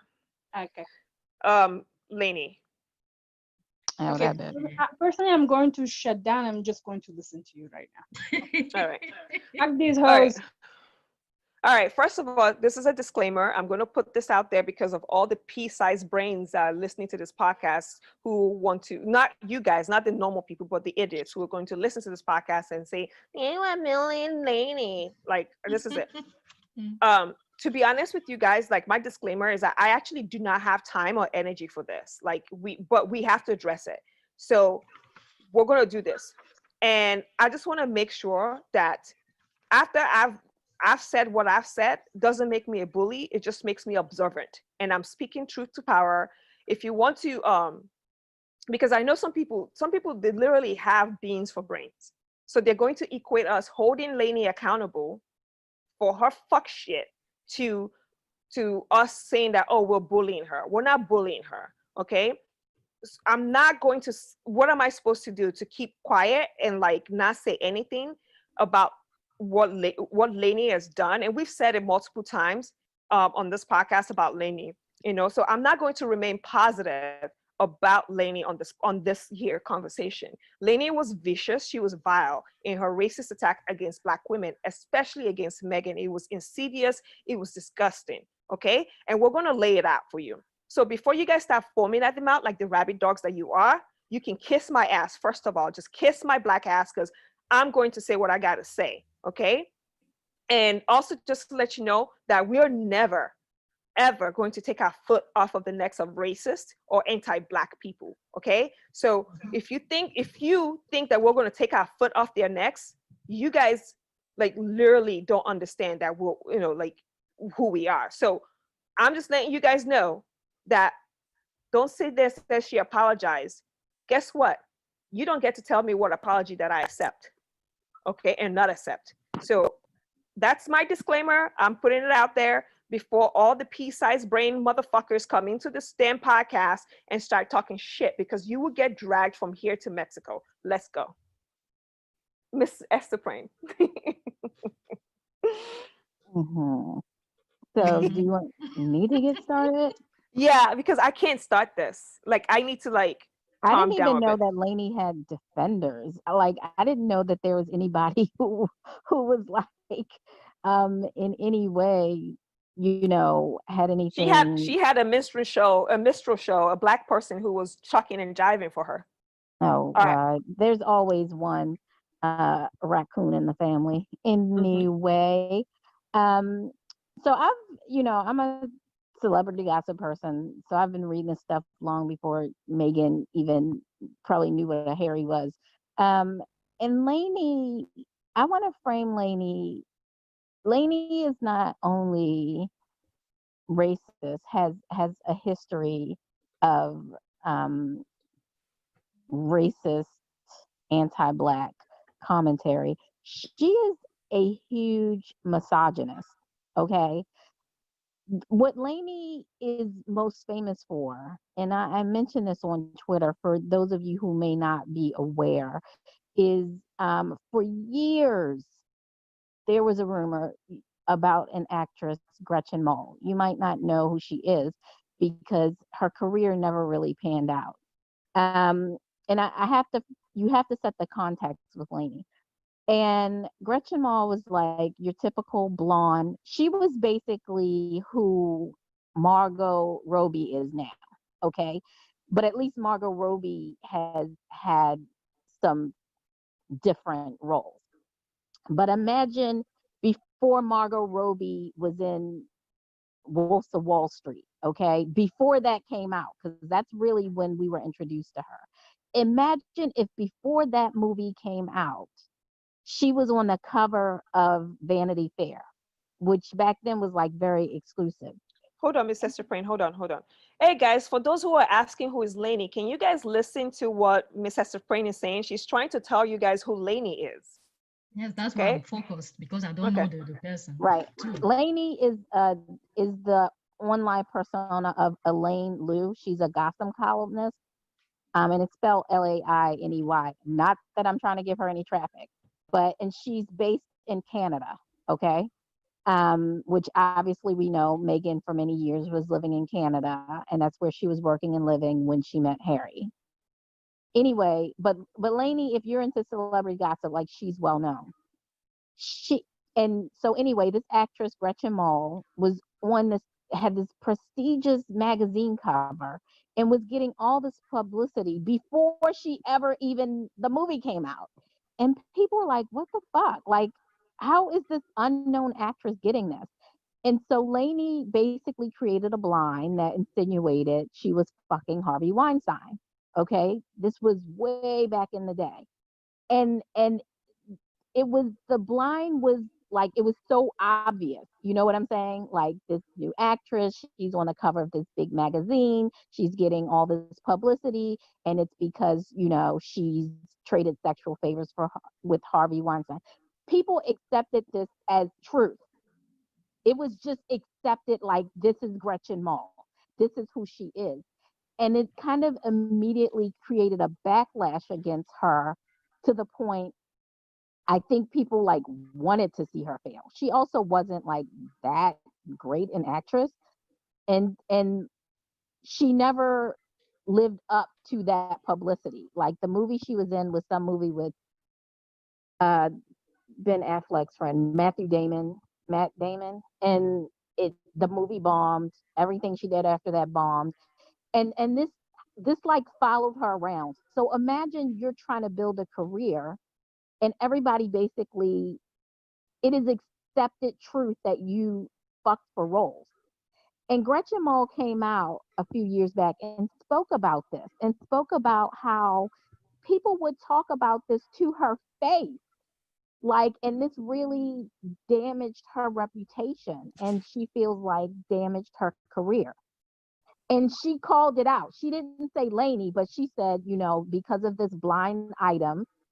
And Lainey, instead of being a fucking woman, came out and just saying like taking ownership of it. We all know where it originated, okay? Because she would repeat it like constantly. But once Gretchen Mol came out several years later and basically was like that rumor basically ruined my life, she's like, well, here's Lainey. I had Harvey and I was getting threats about that. And she basically tried to make herself out to be the victim. Victim. Okay. Yeah. Like she did this last few days, but go ahead. Right. So this is a routine with her, is what I want you guys to understand. Like, she ruined this person's life, okay, based on this gossip. And now we know that this deformed motherfucker was walking around like raping women and forcing himself on women. Not, who knows? I mean, there may have been some women who under pressure had sexual relations with him, but I have no reason to believe Gretchen Mol, who came out and said that never happened. That was not true. Okay. But she ruined this person's life and career, to the point that I'm sure there are some people who still probably think Gretchen's lying. She Yeah. never apologized for that. She never took ownership of that. You and she did never it to another woman. Yeah, and then she wrote this blind. She never came out and said who it is. Like, she would dance around it, she would talk around Yes. it, she It would was talk very about obvious, though. Very yeah, obvious. and like yeah, but she was 100 like she was literally responsible for marking women. Like, she was 100% responsible for marking women in the industry as, oh, this person got this role because of the casting couch. Always. Okay? And She she's was just very negative against women.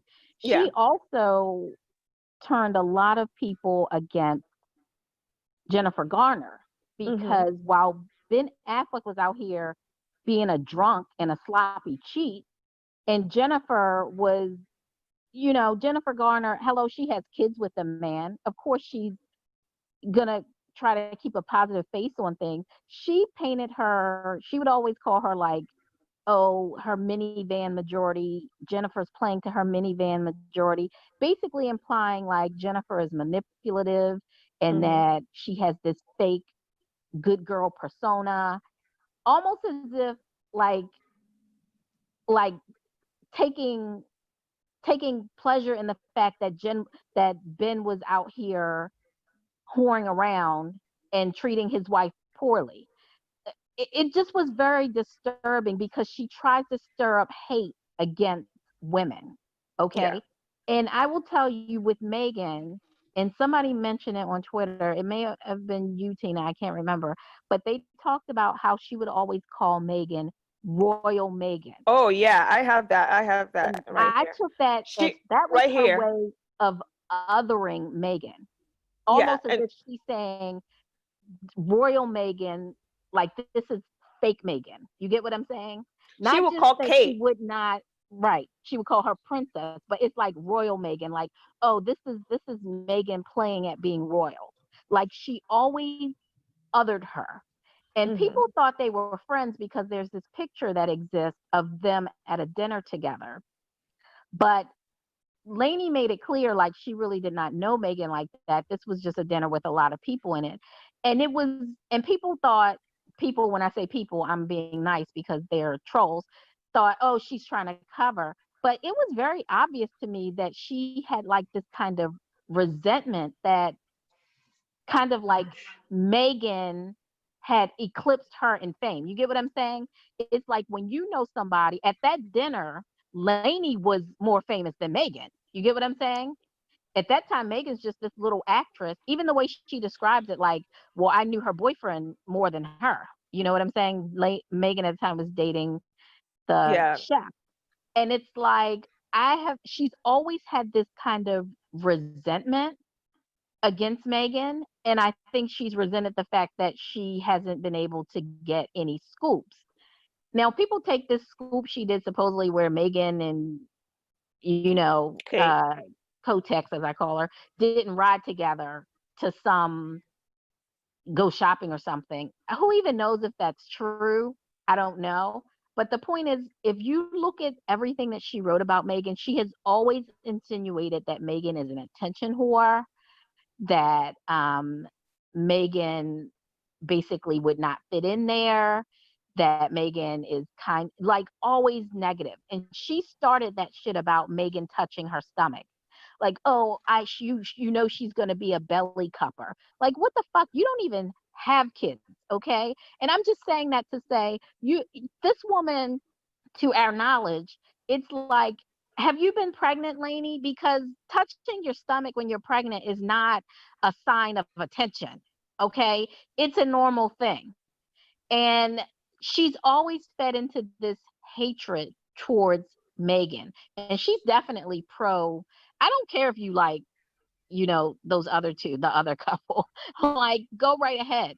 But to always paint Meghan as like scheming, manipulative, as if she were on the come up, it's like when you know that this woman is facing like this kind of worldwide glare in the spotlight, and people are thinking because you guys both are in Toronto, you met her at a dinner, even though it was at one time, you obviously know people she know, people are taking it as you have some particular insight into her when you really don't.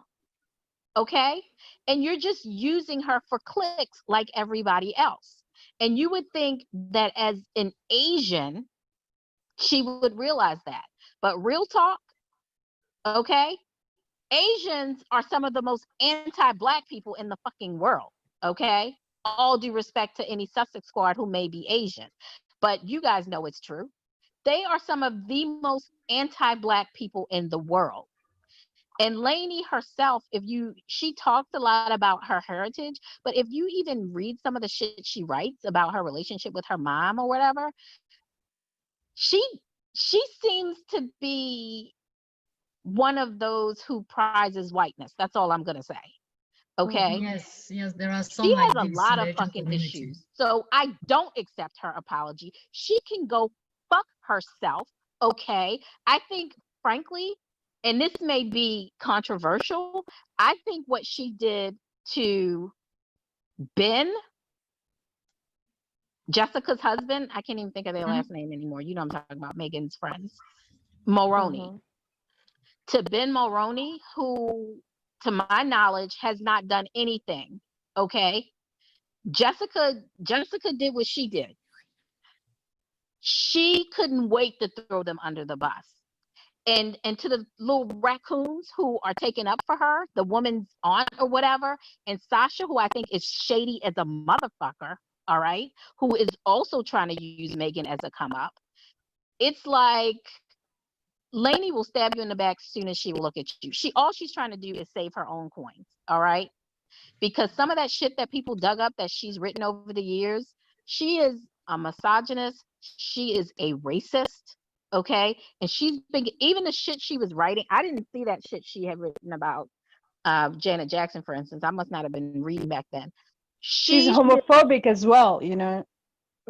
She is the worst of everything, okay? The worst of everything. And she needs to be losing her platform as well. And it's a bunch of them that are like that. You have to really pay attention, okay, and read between the lines, because you guys know who else I hate, who I always bring up, and they need to be next, are the fucking FUD girls, Heather and Jessica. Okay, Heather is a flat out Mugsit troll, flat out. Okay, the shit she says is like conspiracy theory level, flat out. Okay, they are haters. They are those white girls who are mad that this Black chick came and showed that their prize filly, Kate, ain't shit, that she's just basic like they are. They all already of them. knew It's that. a whole industry. You know, And they're yes. all scared right now because guess what? They see people losing their jobs. So that's all Lainey was apologizing for. She doesn't give a shit. Let me unpack this for a lot of people who probably don't understand where all of this is coming from. It's probably best that we give like some background, and I'm going to be really quick about it, because this is something that I avoided as much as possible. People wanted us to talk about it last week, and I avoided talking about it because it had nothing to do with Harry and Meghan, to be honest with you. And I hated the fact that Harry and Meghan's name were already put into this. First things that I want to say is that I'm gonna go give people the background so you guys understand where this is coming from. Jessica Mulroney did something awful. There was this lady named Sasha on IG. It was during the Black Lives Matter thing, and who basically was trying to get people to kind of support Black Lives Matter, blah, blah, blah. And apparently Jessica thought that this person was shading her, and there was some stuff that went on behind the scenes between Jessica apparently threatening her and blah, blah, blah. And then Jessica apologizes openly to everybody, but then went back around and sent a threatening email saying that she's going to sue her for libel. Jessica also threatened her job, the whole time. So, and then Sasha did this whole 12 minutes long performative crying thing on IG, and she brought Meghan's name into it first and all kinds of stuff. And then Jessica Mulroney responded, apologizing, bringing Meghan's name into it. That's neither here or there. In terms of Sasha, my opinion on this is that, first of all, leave Meghan out of it. Okay, if you have a problem with Jessica Mulroney, that's fine. I mean, that's understandable. Leave Meghan out of this. In terms of Jessica Mulroney, I'm mad at you because you brought these people into my life. Okay, you brought these people into my life because I would never know who. The only Sasha that I give a fuck about is laying behind me and snoring, my damn dog. Okay, so that's the only Sasha that I care about. Okay, and so at the end of the day, that whole situation happened. It caused Jessica Mulroney to basically lose all of her jobs, right? Then, so now let's go to Lainey. So Sasha, she modeled for Meghan's collection with Rittman's. When Meghan released her collection, she actually was an influencer that got clothes from Rittman's and talked about it. And she's also talked about her child being biracial and with Meghan, blah, blah, blah, all this stuff. Like when Meghan was having Archie, she was talking about how people try to look at biracial kids differently, blah, blah, blah. So there's different layers there in terms of how the Sasha person. But guys, keep in mind that Marcy, who is the aunt of Sasha, is a co-worker of Lainey. So just to give you guys that background. So Lainey wrote this long biblical article, which I actually read. I tried to get Michelle to read. She's like, I cannot read anything that Lainey writes. And I was like, I'm reading it because I wanted to see. In that article, this was where Lainey was distancing herself from the Mulroneys, right? All this 4 years, she is inferred and perpetuated that she is close to the Mulroneys, and then she would say things about Meghan that people will now then use as ammunition to arm Meghan, because it's said by Lainey. Lainey knows the Mulroneys, and Mulroneys must be giving her information. Oh, she's met Meghan one time for like 10 minutes, blah, blah, blah. So she would say all this stuff. And for 4 years now, Lainey has implied that she was kind of getting scoops from Ben. But when it didn't suit her anymore, when it became because of the whole Jessica Mulroney thing, she basically, yeah. So when it became, I'm sorry, Miss Hester Prynne got logged out, so I have to like bring her back in. So when it became not okay to be cool, to like be associated with the Mulroneys, then all of a sudden she's now talking about how she doesn't get scoop from Ben and Jessica, and that Jessica is so powerful because of her relationship with Meghan, blah, blah, blah. And at the end of the day, Lainey used that whole relationship with the Mulroney, because she hosts a show with Ben Mulroney in like, I don't care if Sasha didn't have a Black Lives Matter post. I don't even care about all of that. Like all of that stuff, I don't care about the whole Jessica and Sasha thing, because Jessica did something wrong. And I would never sit here and say that I stand with Jessica in what Jessica did. Jessica was wrong. And so Jessica was was not smart enough not to be baited into a situation where she was being baited. So I don't want to hear that, you know, Sasha Black Lives Matter thing, whatever. You know, Jessica brought these people into our lives, and I'm mad at her for it. And then I'm also mad because her best friend was now drawn into this shit. Okay. So let's move on. So I'm not saying Ben did. So Ben didn't say anything. For years though, Lainey has implied that she has an inside scoop. And that her implying that has benefited Lainey greatly. Okay. I did not know who Lainey was until Meghan was dating Harry. I swear to God, I did not know who Lainey was until Meghan was dating Harry. Right? And I found out who she was because people were taking her word for it, because she would say that Meghan was a social climber, blah, blah, blah. And people would believe. I'm like, why do you guys believe this person? It was like, oh, she knows Meghan. You know, she's met Meghan. She lived in Toronto. She's a co-host with Ben Mulroney and blah, blah, blah. But then when it was not good to now be associated with the Mulroneys, she writes this whole thing, this biblical record thing, where she's trying to say that, oh, I don't know them like that. They don't tell us anything. And Jessica Mulroney has a lot of power because of Meghan, blah, blah, blah. So I wrote an article, and I haven't posted it yet on our website. I may post it. I don't know. But my article is titled Lainey, because then all kinds of stuff happened, and Ben Mulroney had to step away from the show that he co-hosts with Lainey. Ben didn't even do anything wrong, but because Lainey wrote this article basically pushing, saying that the Mulroneys are taking names, people are scared of them, blah, blah, blah, and said all kinds of stuff about Ben Mulroney, who Ben did not have anything to do with what his wife did. You know, again, I'm going to say, for clarity's sake, that I disagree wholeheartedly with what Jessica did. I would never stand with that. Jessica knew better. She should have done better, and she didn't. And I would not forgive her for that, because first of all, these people, I'm now talking about these people because of Jessica. Okay? Because even if Sasha baited you, you shouldn't be doing that. With that said, because of Jessica's behavior, now Ben is losing a job.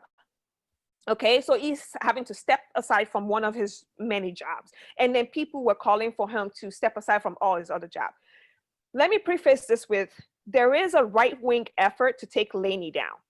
Just so you guys know, there is a right-wing effort to take The Social, which is the show that Lainey host on as well on CTV. There's a right-wing effort, and I don't stand with that, but right is right and wrong is wrong. And when Lainey is wrong, Lainey preponderantly is wrong in so many ways. All right, so let's move to Lainey. So Ben Mulroney had to step down from his job because, most likely because of the article of biblical record, like biblical length, that she wrote, basically making it seem like the Mulroneys are going to come after everybody that has come after them. They're taking names. They're sending threatening letters to people who liked Sasha's post, blah, blah, blah. Okay? So so she said that. So at that point, obviously, she cannot co-host a show with Ben Mulroney. She basically pushed Ben Mulroney out from his show. Whether it's deserved or not, I don't care. Okay? But once that happened, people saw what Lainey did, and they knew right away that Lainey was trying to get Ben out of the way so that she can get his job. And so there was a right-wing effort to come after her, but then we still said, look, I'm not right-wing, but I know right from right and wrong from wrong, and Lainey is wrong too. If Ben is going to lose his job over something his wife did, then Lainey needs to lose her job for all the fuck shit that she's done, right?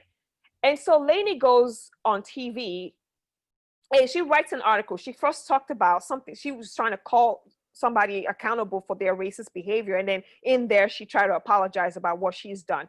But what I have a problem with, and I I wrote this article, and I'm going to just read it as much as I can. Please, guys, don't laugh at me, because you guys know I'm dyslexic and I suck when I have to read things.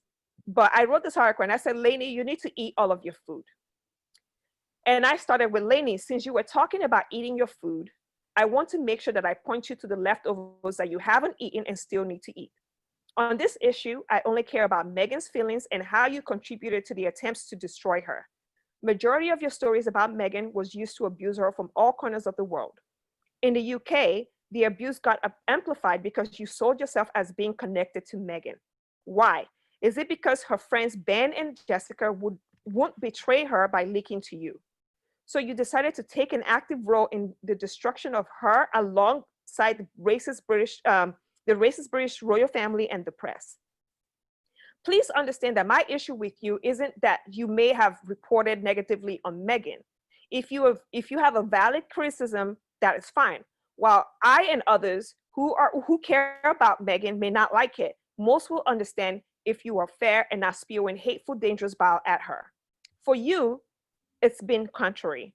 80% of your reporting on Meghan has been dog whistles to others so that they can abuse and destroy Meghan. People took your vitriol as gospel because they thought you knew Meghan and were connected to her via the Mulrooney's. That connection gave you the credibility, thus allowing others to take abusive cues from you to destroy this woman, all because she fell in love. For almost 4 years, you have made it seem like you had the inside scoop about Meghan through your association with Ben.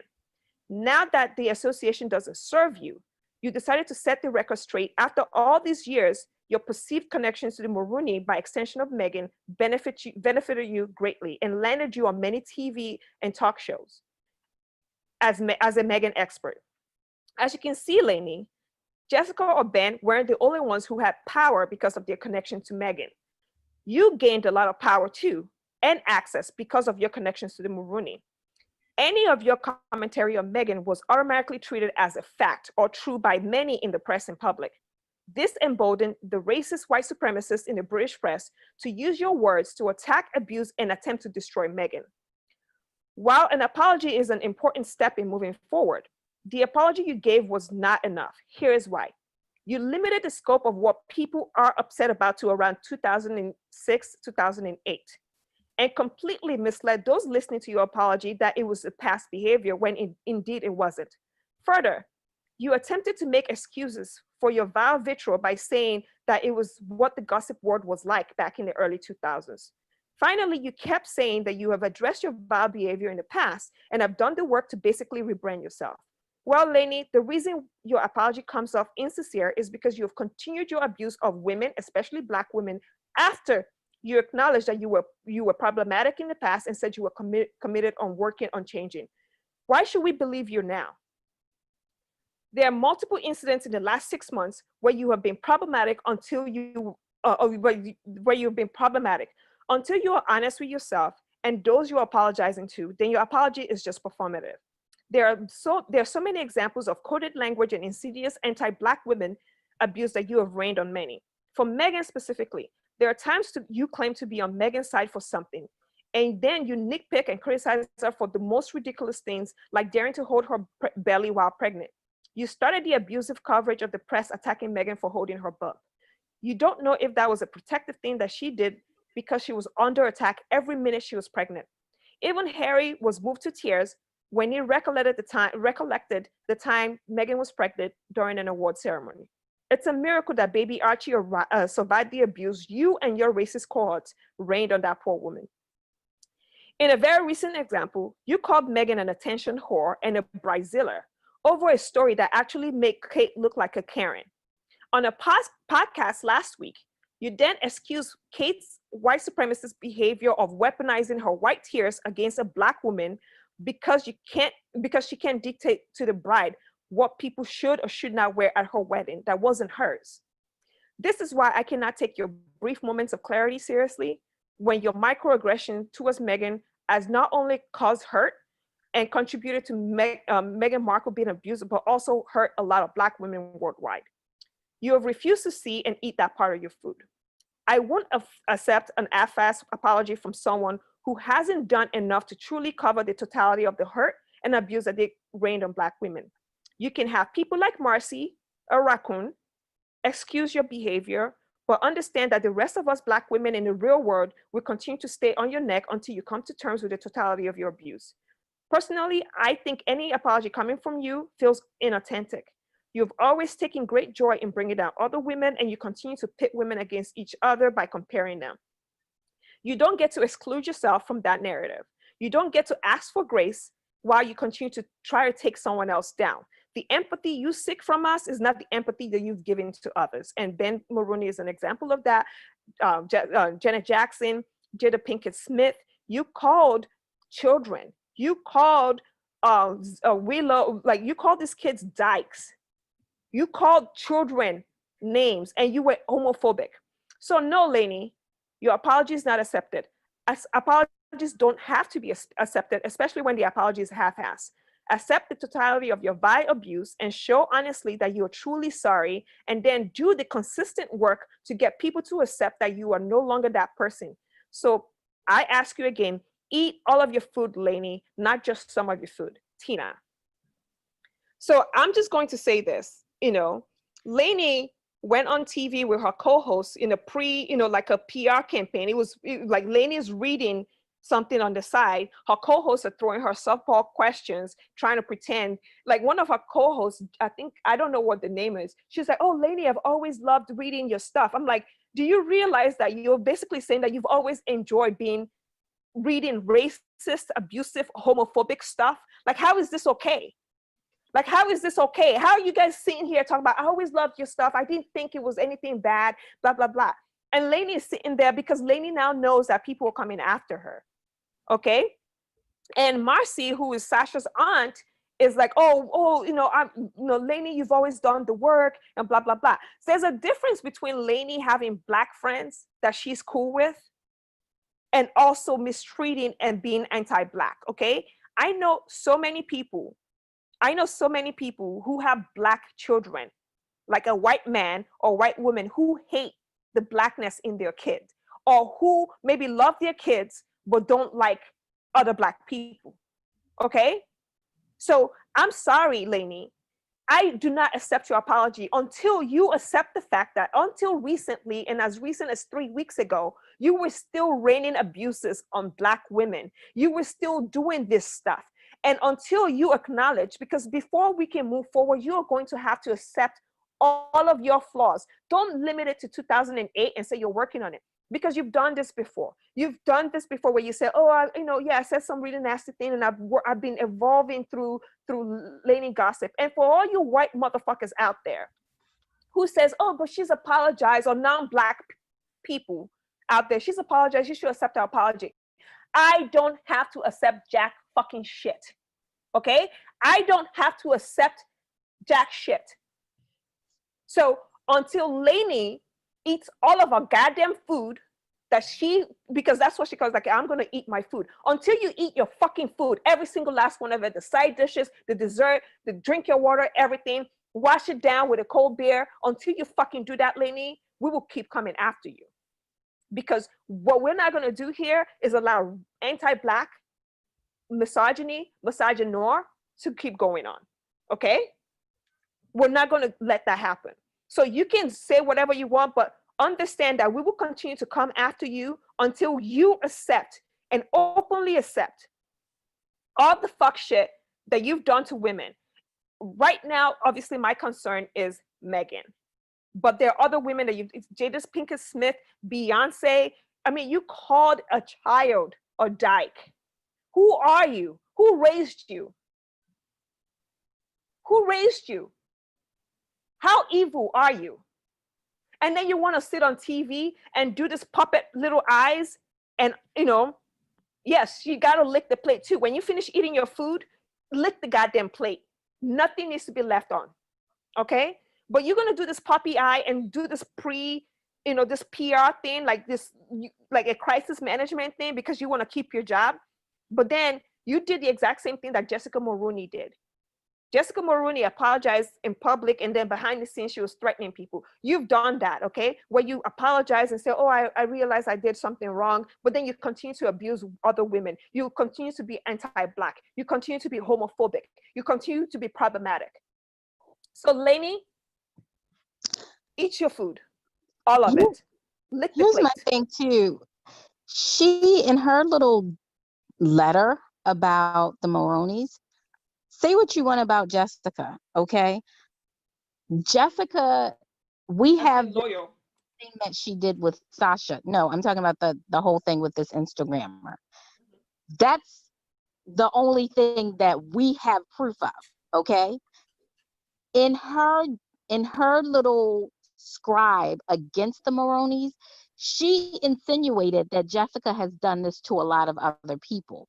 Here's the thing though, Lainey, we have multiple, as Tina just gave us, multiple specific examples of you behaving, being racist, being a misogynist, being homophobic. We have proof. Receipts. All you have are insinuations.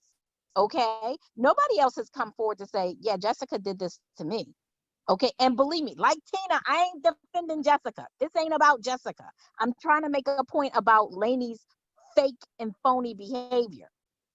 So we see this one transgression of Jessica's. Lainey though wants us to think, oh, Jessica has done this many times. Many people are talking about it. Oh, and behind the scenes they're threatening people. Okay, what proof do we have of that except for Lainey's word? But we have documented proof of Lainey's many numerous transgressions. So if Jessica can get canceled for one thing, why does Lainey deserve to keep her job? That's Tina's point. Exactly, I agree, and you know, like, Can we talk about the fact that that Lainey and Marcy and what's her name, the other woman, Tasha, you know, can we talk about how they were reaching out to the British tabloids? Yes, that's the only thing that I see. They really did that. They're reaching out to British tabloids in terms of for the Jessica bullshit, you know. I didn't actually know about whatever happened, but listening to Hester Prynne and Tina, the only thing that I can say, I'm not talking about on the racial point of view, but I do believe that every one of us have done something bad at least once in our life. Yes. And the only thing that I can see talking about Jessica Mulroney, as a Black woman, I can't say that I defend her, but if I am in a mess, okay, and that someone comes, defend me when I'm in the mess, even if later something happened, I will always remember the moment where I was alone and that only person came to my help. No, what I mean by that is that when Meghan was being dragged for the past 4 years, Jessica was the most outspoken friend around Meghan to say something. Of course, no, she didn't. I'm not saying that the rest of her friends didn't do it, no, but what I mean is that she was, if we had to go toe to toe on social media, she was there ready to fight for her. No, she didn't. No. Sorry, maybe I have missed a lot of things, but what I mean is that when it came to say, okay, when you see something, she never did something which is not right. She never did. No. I'm not. Jessica only defended herself. Yeah, Jessica defended herself. She never defended Meghan. One time she said something. One thing. Yeah, she never defended Meghan openly. One time she said something. That was it. But she never defended Meghan. There were times where it wasn't open. Yes. But she would make little comments. I don't feel I don't even care about that. I don't care either. But one thing I don't feel comfortable with, because I think it makes it very easy for people to make this about Meghan and Jessica's friendship. Whatever happens there, exactly, that's their business. Okay, you don't get to tell people who to be friends with, because I have some fucked up people in my life. Okay, and they've done things I would never do. And friendship is complicated. I'm not gonna sit here and pass judgment on what needs to happen between the two of them. I don't know. We don't know their whole history, okay? And I'm not gonna do that. And I think that I think that's a little bit of, I feel like Jessica has been a friend to Meghan. It's very easy to sit back and say, oh, she only did it because she had something to gain. We don't know that, and that's not fair. Okay. Yes. We can judge Jessica on what we know that she has done with this person. I'm not gonna legislate her friendship with Meghan. That's putting an unfair burden on Meghan, almost like you Black people, biracial people, we are not responsible for white people's behavior. Okay. Exactly. I do agree. Exactly. And also that's why I didn't want to say anything about Jessica, like the friendship or even the Meghan aspect of it. With all that said, my only issue here was that Jessica brought these people into my life and I'm pissed off about that. But other than that, I really don't, like I don't care about whether or not what Jessica did with Sasha or whatever. Like I said, that's between Sasha and Jessica. And I feel like in this situation, Jessica was wrong in the way she treated Sasha. Was she baited? I feel like she was. I think that this was a purposeful thing. Yeah. Yeah. That can be true though. She was dead wrong, but I do feel she was set up now. Exactly. Yeah, that's what I'm saying. Yeah, she was set up and stuff. So with all that said, Lainey has been problematic forever. And this is the reason why we're even talking about this, is because she sat there and she tries to play all these games and all kinds of stuff. And I understand, like a lot of people, the Mulroneys are really powerful. I mean, Ben Mulroney is the son of the former Prime Minister of Canada, and Jessica family are also really powerful, and there might be all this stuff there. But what Lainey doesn't get to do is absolve herself from her fuck shit that she's done, and then try to basically, Lainey, you basically were trying to make a fool out of us. You're trying to make a fool out of us and try to make us feel like we don't know what we're talking about, right? You're trying to make us feel like we don't know what we're talking about because you were so dismissive, and you basically try to tell us on your TV show where it was a setup thing that this was past behavior. This was back in 2008. No, it's not. No, it's not. Because screen after screen that I'm posting here is, I mean, we're talking about December 2018. We're talking about as recent as 3 weeks ago. Okay, so you cannot hide from that. You cannot absolve yourself from that. Okay, you have been homophobic and you and racist, and you need to eat all of your food. Like you said, you wanted to eat your food, eat every goddamn one of the food. Okay, like you need to eat your food. And for you to be this awful to women, it's just I don't understand. And you benefited greatly from Meghan, your association with the Mulroneys, whether you want to admit it or not. You benefited greatly from that.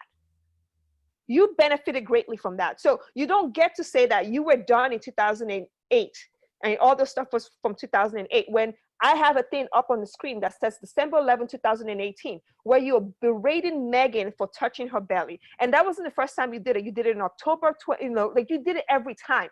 You did it when she went on their first engagement of 2019. You did that, okay?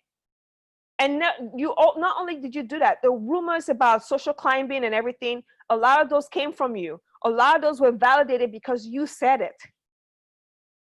And so I'm just not going to sit here and let your co-host do all the softball thing, and you have a raccoon in the midst who is sitting there, co-signing and say, oh, but we hate is a horrible thing. Lainey perpetuates hate every day on her blog. I mean, the thought of gossip itself is hatred. Her name of our website is, they they have all of it. That's why they did the whole setup where they were fake apologizing. They have it. Her producers, everyone has it, because everyone knows that Lainey has been problematic. She's awful. Okay, but you're not going to sit here and come back and tell us that this was back in 2008. The name of your blog is Lainey Gossip. Gossip is hatred. Let's start there. Gossip is hatred. Okay? And so you're not going to sit there. Now, all of a sudden, you're disassociating yourself from the Mulrooney's.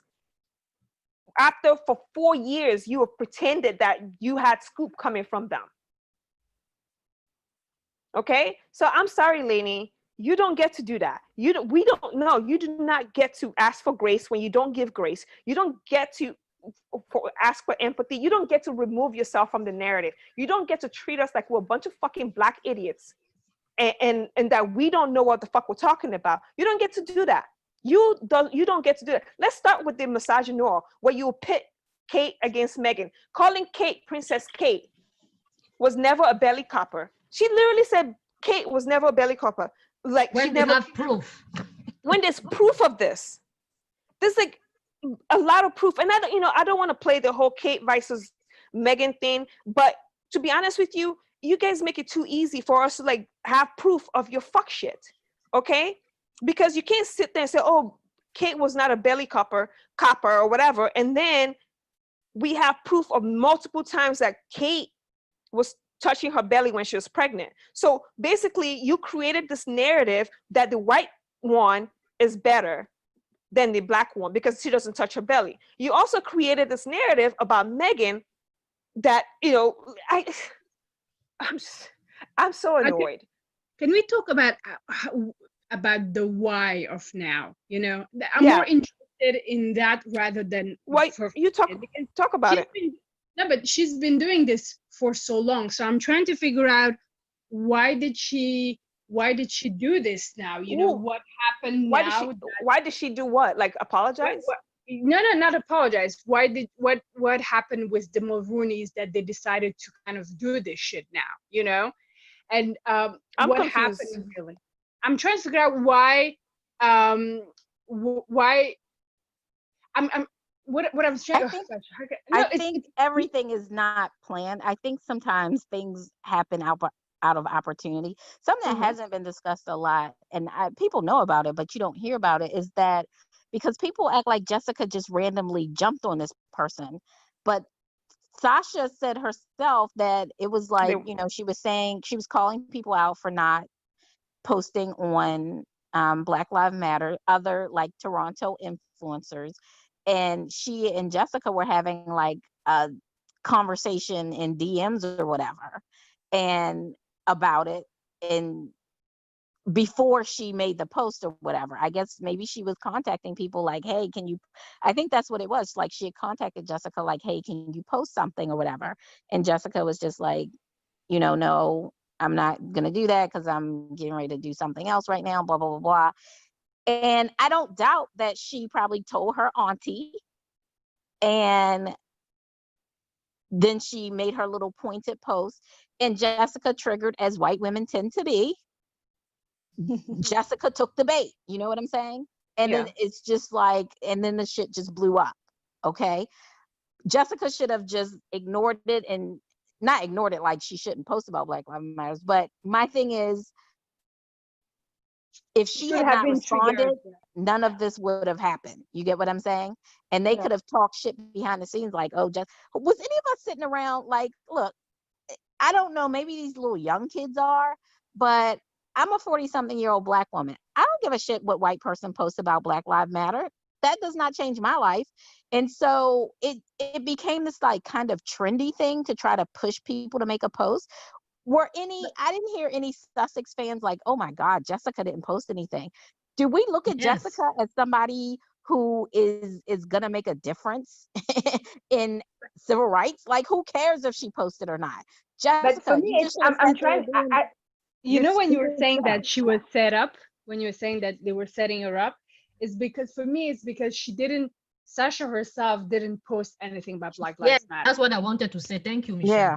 She never posted anything about it. So I'm trying to figure out, why would she go and ask people to post this if herself wasn't doing it? Maybe being a Black woman, she thought that it was already guaranteed. You just never know. People are so shady. Like Tina said, here's the thing though. We wouldn't know about any of this if it wasn't for Meghan. That's the only reason it's even getting any oxygen, period. Ugh. The You know? industry that was created on the back of Meghan is fucking insane. And That's when I hear why- people were saying, you know, we Exactly. hope it's for charity, and it, fuck that shit. I hope they become fucking billionaires. You know, I don't That's what the care. British media has lost, because they've said it and we've seen it. They haven't had anybody like this since Diana, who was just like a pure moneymaker. And God bless Meghan, Harry, and whoever else helped them realize, we're not playing that game. You will not be chasing me through a tunnel. I'm out of here. Okay? You are not going to keep making money off of me. God bless Diana, because her death was not meaningless. You know what I'm saying? It's like, this woman, unfortunately, Diana, we all know, we're not going back through that, played the game sometimes, and she got burnt because of it. And she made some really bad decisions. But her son, who wanted out long before he met Meghan, just realized, like, I'm not doing this. You guys, he said it, like, they are, you know, his wife has become a commodity. That's all she is to these people. Literally, this is literally what she is. That when I'm saying that, how these bitches from Canada were reaching out to British press. That's literally what, and they were reaching out by saying the princess best friend. You know. Yeah. So it wasn't even about Mulroney. It's about trying to get to Meghan. You know, trying to sell the story through Meghan. And it didn't even blow up that much. It's all about even money at the end of the day. It is all it didn't about even money. blow up big in the UK, because I'm pretty sure that there's a lot of bullshit and stuff that is going on behind the scenes. Everybody in the UK is freaking out, you know. But as for me, it's like, it's, you know, they that's really what I'm saying, that when you're saying that Harry said that Meghan became a commodity, it's everything is on her back, really. And it's disgusting, really, to see that they don't even see the woman as a human being. You know, they don't. Kate came out and said, you know, I struggled my first pregnancy. Everybody's like, Meghan is like literally going through a pregnancy, dealing with that fuck she dealt with last year, and struggling with it. And everyone's like, you know, you signed up for this shit. Stiff upper lip. And I'm like, you know what? Go fuck yourselves. Go fuck yourselves. When I saw that video of Meghan in October of last year, and I was like, listen, they have to fucking leave now. They cannot stay anymore. You know, these people, the press, the royal family, they're going to destroy her. Harry needs to We're going for it. Out of this. No, they needed. He had to take them out of it. There was no other alternative, and he said it himself. Like, there was no other way. And do you think that now they are at peace? I mean, now that the Sussexes, I mean, their fame is growing and growing. Like I said, they are already in the status. It's not even a question of. It's not even a question of fame. Who cares about fame? I'm talking about literal, like, peace of mind, really. You know, Michelle. Being able to work and not have your work sabotaged. Being able to go to the US Open. Look at the difference between when she went to Wimbledon and when she went to the US Open. Just look at that. They wouldn't even let her breathe. And this was literally, like, she gave birth the month prior. So we're in, like, maybe it was like late June, early July. She was like a month and a half postpartum when she went to Wimbledon. They wouldn't even let that woman breathe and be able to enjoy. They never criticized her when she went with Kate and Pippa, remember? It was when she went with her friends, because that's literally what they were saying. Hey, we have people that we need, that kind of have to be around you when you're going to be on your own and you're going to be happy. We're going to make you miserable. And so they created a whole narrative, absolutely fake. You know, it wasn't even true, but they created that whole craziness around. They wouldn't let that woman breathe. And that's really, you know, when Harry say my wife has become a commodity, I'm glad that he was like, you know what, let's get the fuck out of here now. now. Yeah. Not when Archie's like 2, 3, 4 years old. Now he's like 5 months, 6 months old. Let's leave now. Let's not Yeah. even. It for me was really the fact that they left so early. I do agree, Michelle, with whatever. What I mean by talking about the fame, I'm not talking about fame on the point of view of Sussexes, okay? Because whatever happened, let's know that the royal family sees this as, okay, their fame is growing, their fame is this, ranking and all this. That's what they see, okay? But we know that our people, okay, they think about their peacefulness, okay, of mind and all these things. Someone posted the other day, there's a difference between fame and influence. I don't remember Influence. who said it. Oh, I have it. Yes, It's there actually is, look at your hold on. It's in your notes. Like, go look in your notes. Yeah, it's in there. It's in but there. I remember reading that tweet and I was like, this is so true. And I think it was Linda that posted it. Who posted it? Was Linda posted. It said influence motivates and is steadfast and causes people to take action. And then influence is not the same as popularity. So that's Linda posted that. Yeah, but I would argue Linda. that the Sussexes beat them on all three fronts. They're more famous than they are. They're more popular than they are, and they have more influence than they have. Yeah, I just thought that some guy was trying to register Archwell, and Harry and Meghan won the lawsuit. So that just came in just now. Okay. But anyway, let's tie this up because I don't want us to go too far off the deep end about this. But one thing that I wanted to point out, I personally don't want to talk about the Sasha stuff part of this. And Michelle was asking why now. I think Lainey saw this as an opportunity to take down the Maroonis for whatever reason. There's probably a lot of people in their little circle who probably thought that they would get scoops about Harry. I mean, she talked about in her little Miss Hester Prynne, you read it in her little thing. She just kept talking about how they would never talk about Meghan. They never give any indication. Like that was what the problem is. And it's pretty clear. And somebody that I don't even like, her name on IG is IB Nicole Arbor. I actually don't like her because she does not like Meghan. She responded back to Sasha and she said, LOL, I would have believed you if press didn't say you reached out. And she's a reporter. If press didn't say you reached out with the story of the princess best friend is racist before posting this. You wanted to see if the media would bite because your small channel needed PR. Crazy how quickly they had the story, isn't it? Using Black Lives Matter to cancel someone for clout is a new low.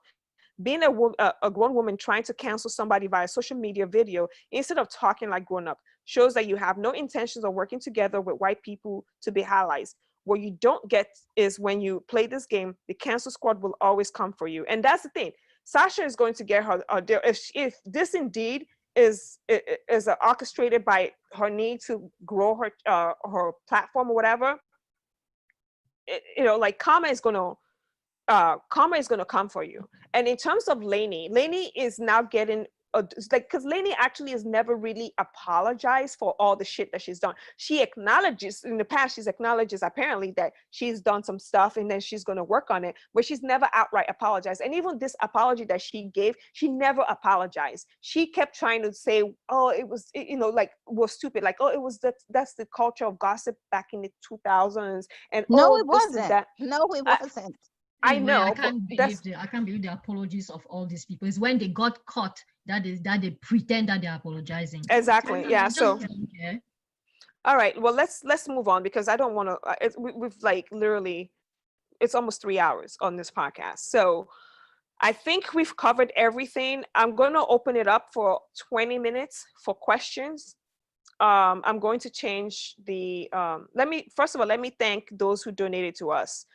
So everyone who donated to us, first of all, Clarita Forbes, thank you for donating. Marna A, thank you for donating. Crystal, she's on the podcast with us. Why are you donating to us while you're on the podcast?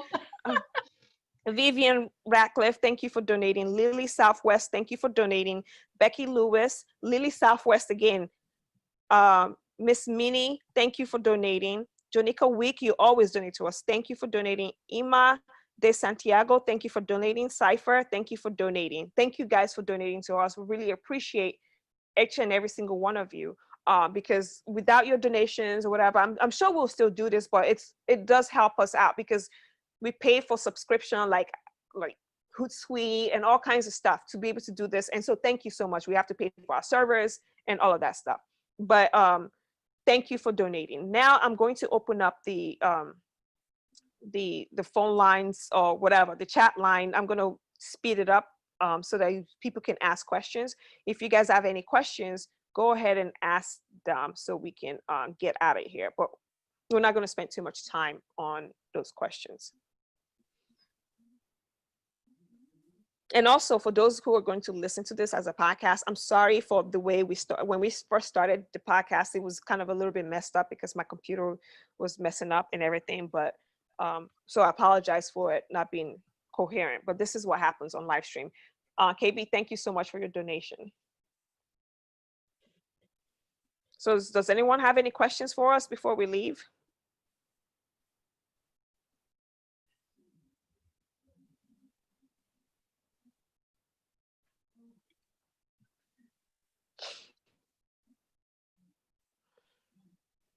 And don't forget to donate to Homeboy Inc. Yeah. Oh yeah, I'm glad that you brought that up. So a bunch of people reached out to us, and the question has come a few times to us, like, hey, can you guys sell merch or whatever? We put out a question to people. To say, hey, would you guys like us to sell merch? Because we put out the question doesn't necessarily mean that we are trying to sell merch. And I think in that question, we even said that we've tried not to sell merch since we started this podcast, but lately, like in our emails and, you know, and DMs and stuff, people keep asking, do we, can we sell? Florence, do you want to buy me a new computer? It's not my computer, it's me. It's the memory in my computer. But people have asked, and so we put the question out there for people because I still don't know if we're going to do it, but we wanted to see what the mood is. A bunch of people have made some good argument because they're like, look, that could be used by trolls to attack you guys, so you probably don't want to do that. And I agree. That's why I didn't want to do it anyway. But I just wanted to see what the group. Yeah, we have some questions there. Do you guys see the latest on the lawsuit? Yeah, we just said that that Harry and Meghan won the lawsuit about the trademark. What's the drop dead date for submission of reps? You can always, anytime, Diane, any day, as long as there's no, it's just an ongoing thing. And what next stop for a response to Lenny, advertisers receiving the receipts of her wrongs? Yeah, if that's what you guys want to do, I mean, I'm just going to keep dragging her on this thing. To be honest with you, I'm going to keep dragging her here. Pamela, thank you for your donation. Like, question about anything. Yeah, just, well, don't ask something that is related to Harry and Meghan. Yeah, they won. We said that. My crown, G. Did we talk about, yeah, you did talk in the beginning about the new book club and, I mean, the cooking, right? Yeah, we have a book club. We have a book club. We have a cooking club, and then we also have a watch party. Oh yeah, so much. Erline Torres, I don't know if the book club has an IG or whatever, but they are definitely on Twitter. But I don't know if they have IG. I know the cooking club has an IG. Yeah. And also there's a watch. Go ahead. Oh, no, sorry. You know, if this coronavirus wouldn't have happened, something that I personally would have been interested in the Sussex squad starting is like a travel club, because seeing that we have so many members from all over the world, and many of our members have traveled all over the world. I know that before I travel somewhere, I'm always wanting to know, like, how hospitable is this area to Blacks? You know, and I know there are other websites that you can go to, you know, that are geared towards Black travelers, but I really trust this group. And so that's something that I think would be really interesting. Is anybody else interested in something like that? Obviously now with so many travel restrictions, it may be a moot point, but I would really love that. Well, start one. Start it and then let us know. You know everything I got going on in my life. I can barely make it on this podcast. I'm just throwing the idea out there. I'm saying I would love to participate and patronize something like that.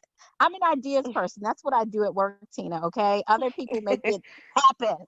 Yeah, I'm not doing that because I already have too much stuff. I didn't say you. I'm saying somebody, some great Sussex squad member. So Nelly asked Tina and Michelle, why this Sussex Squad IG has limited posts? I don't understand. What are you trying to say? Limited posts. What does that mean? Tina and Michelle, why? Nelly, can you explain? What did she say? Crack Me Up Love ask, merchandise can be used for fundraising. Yeah, I mean, and that's the thing, but people can just donate directly to fundraising. So like, I don't want to have to deal with moving money myself. Does that make sense? Like, I don't like money. Like, that's why we never even mention our Patreon. If you notice, we don't mention our Patreon on here at all. Like, we don't even mention it because like, if you find it, you find it. You find that we have Patreon. We don't even mention it. But Nelly, what were you asking about the Sussex Squad IG? And Well, for the let's wait for second time, her. I read the question. Someone is asking for the second time if the cookbook is still part of the Royal Foundation. I I don't don't know. think so. Yeah. Also, somebody mentioned, first of all, everybody loves my idea. Hater Tina. Thank you, people, very much. I was not a hater. I was not a hater. I know. I was just saying I'm not doing it. Me either. My boyfriend's always like, Marie, you love bossing people around. It's like, yeah, I do. But no, I'm not bossing people. I'm like giving ideas. Okay. But I think Somebody it mentioned could be a full cycle around, because if you already have that book club, why not having a travel club too? I mean, it's all about yes. All right. Hold on. Hold on, guys. So Nelly, I don't know what's going on, but people can post. If you follow us on IG, you can post. If you don't follow us, you cannot post. There's some posts that we disable comments on, but for the most part, if you follow us, you can post. All right. The United States Virgin Island will welcome you. Sonia Alexander is saying this. We're gonna do this. Everybody who wants to participate, send me something on Twitter, and we'll get it together.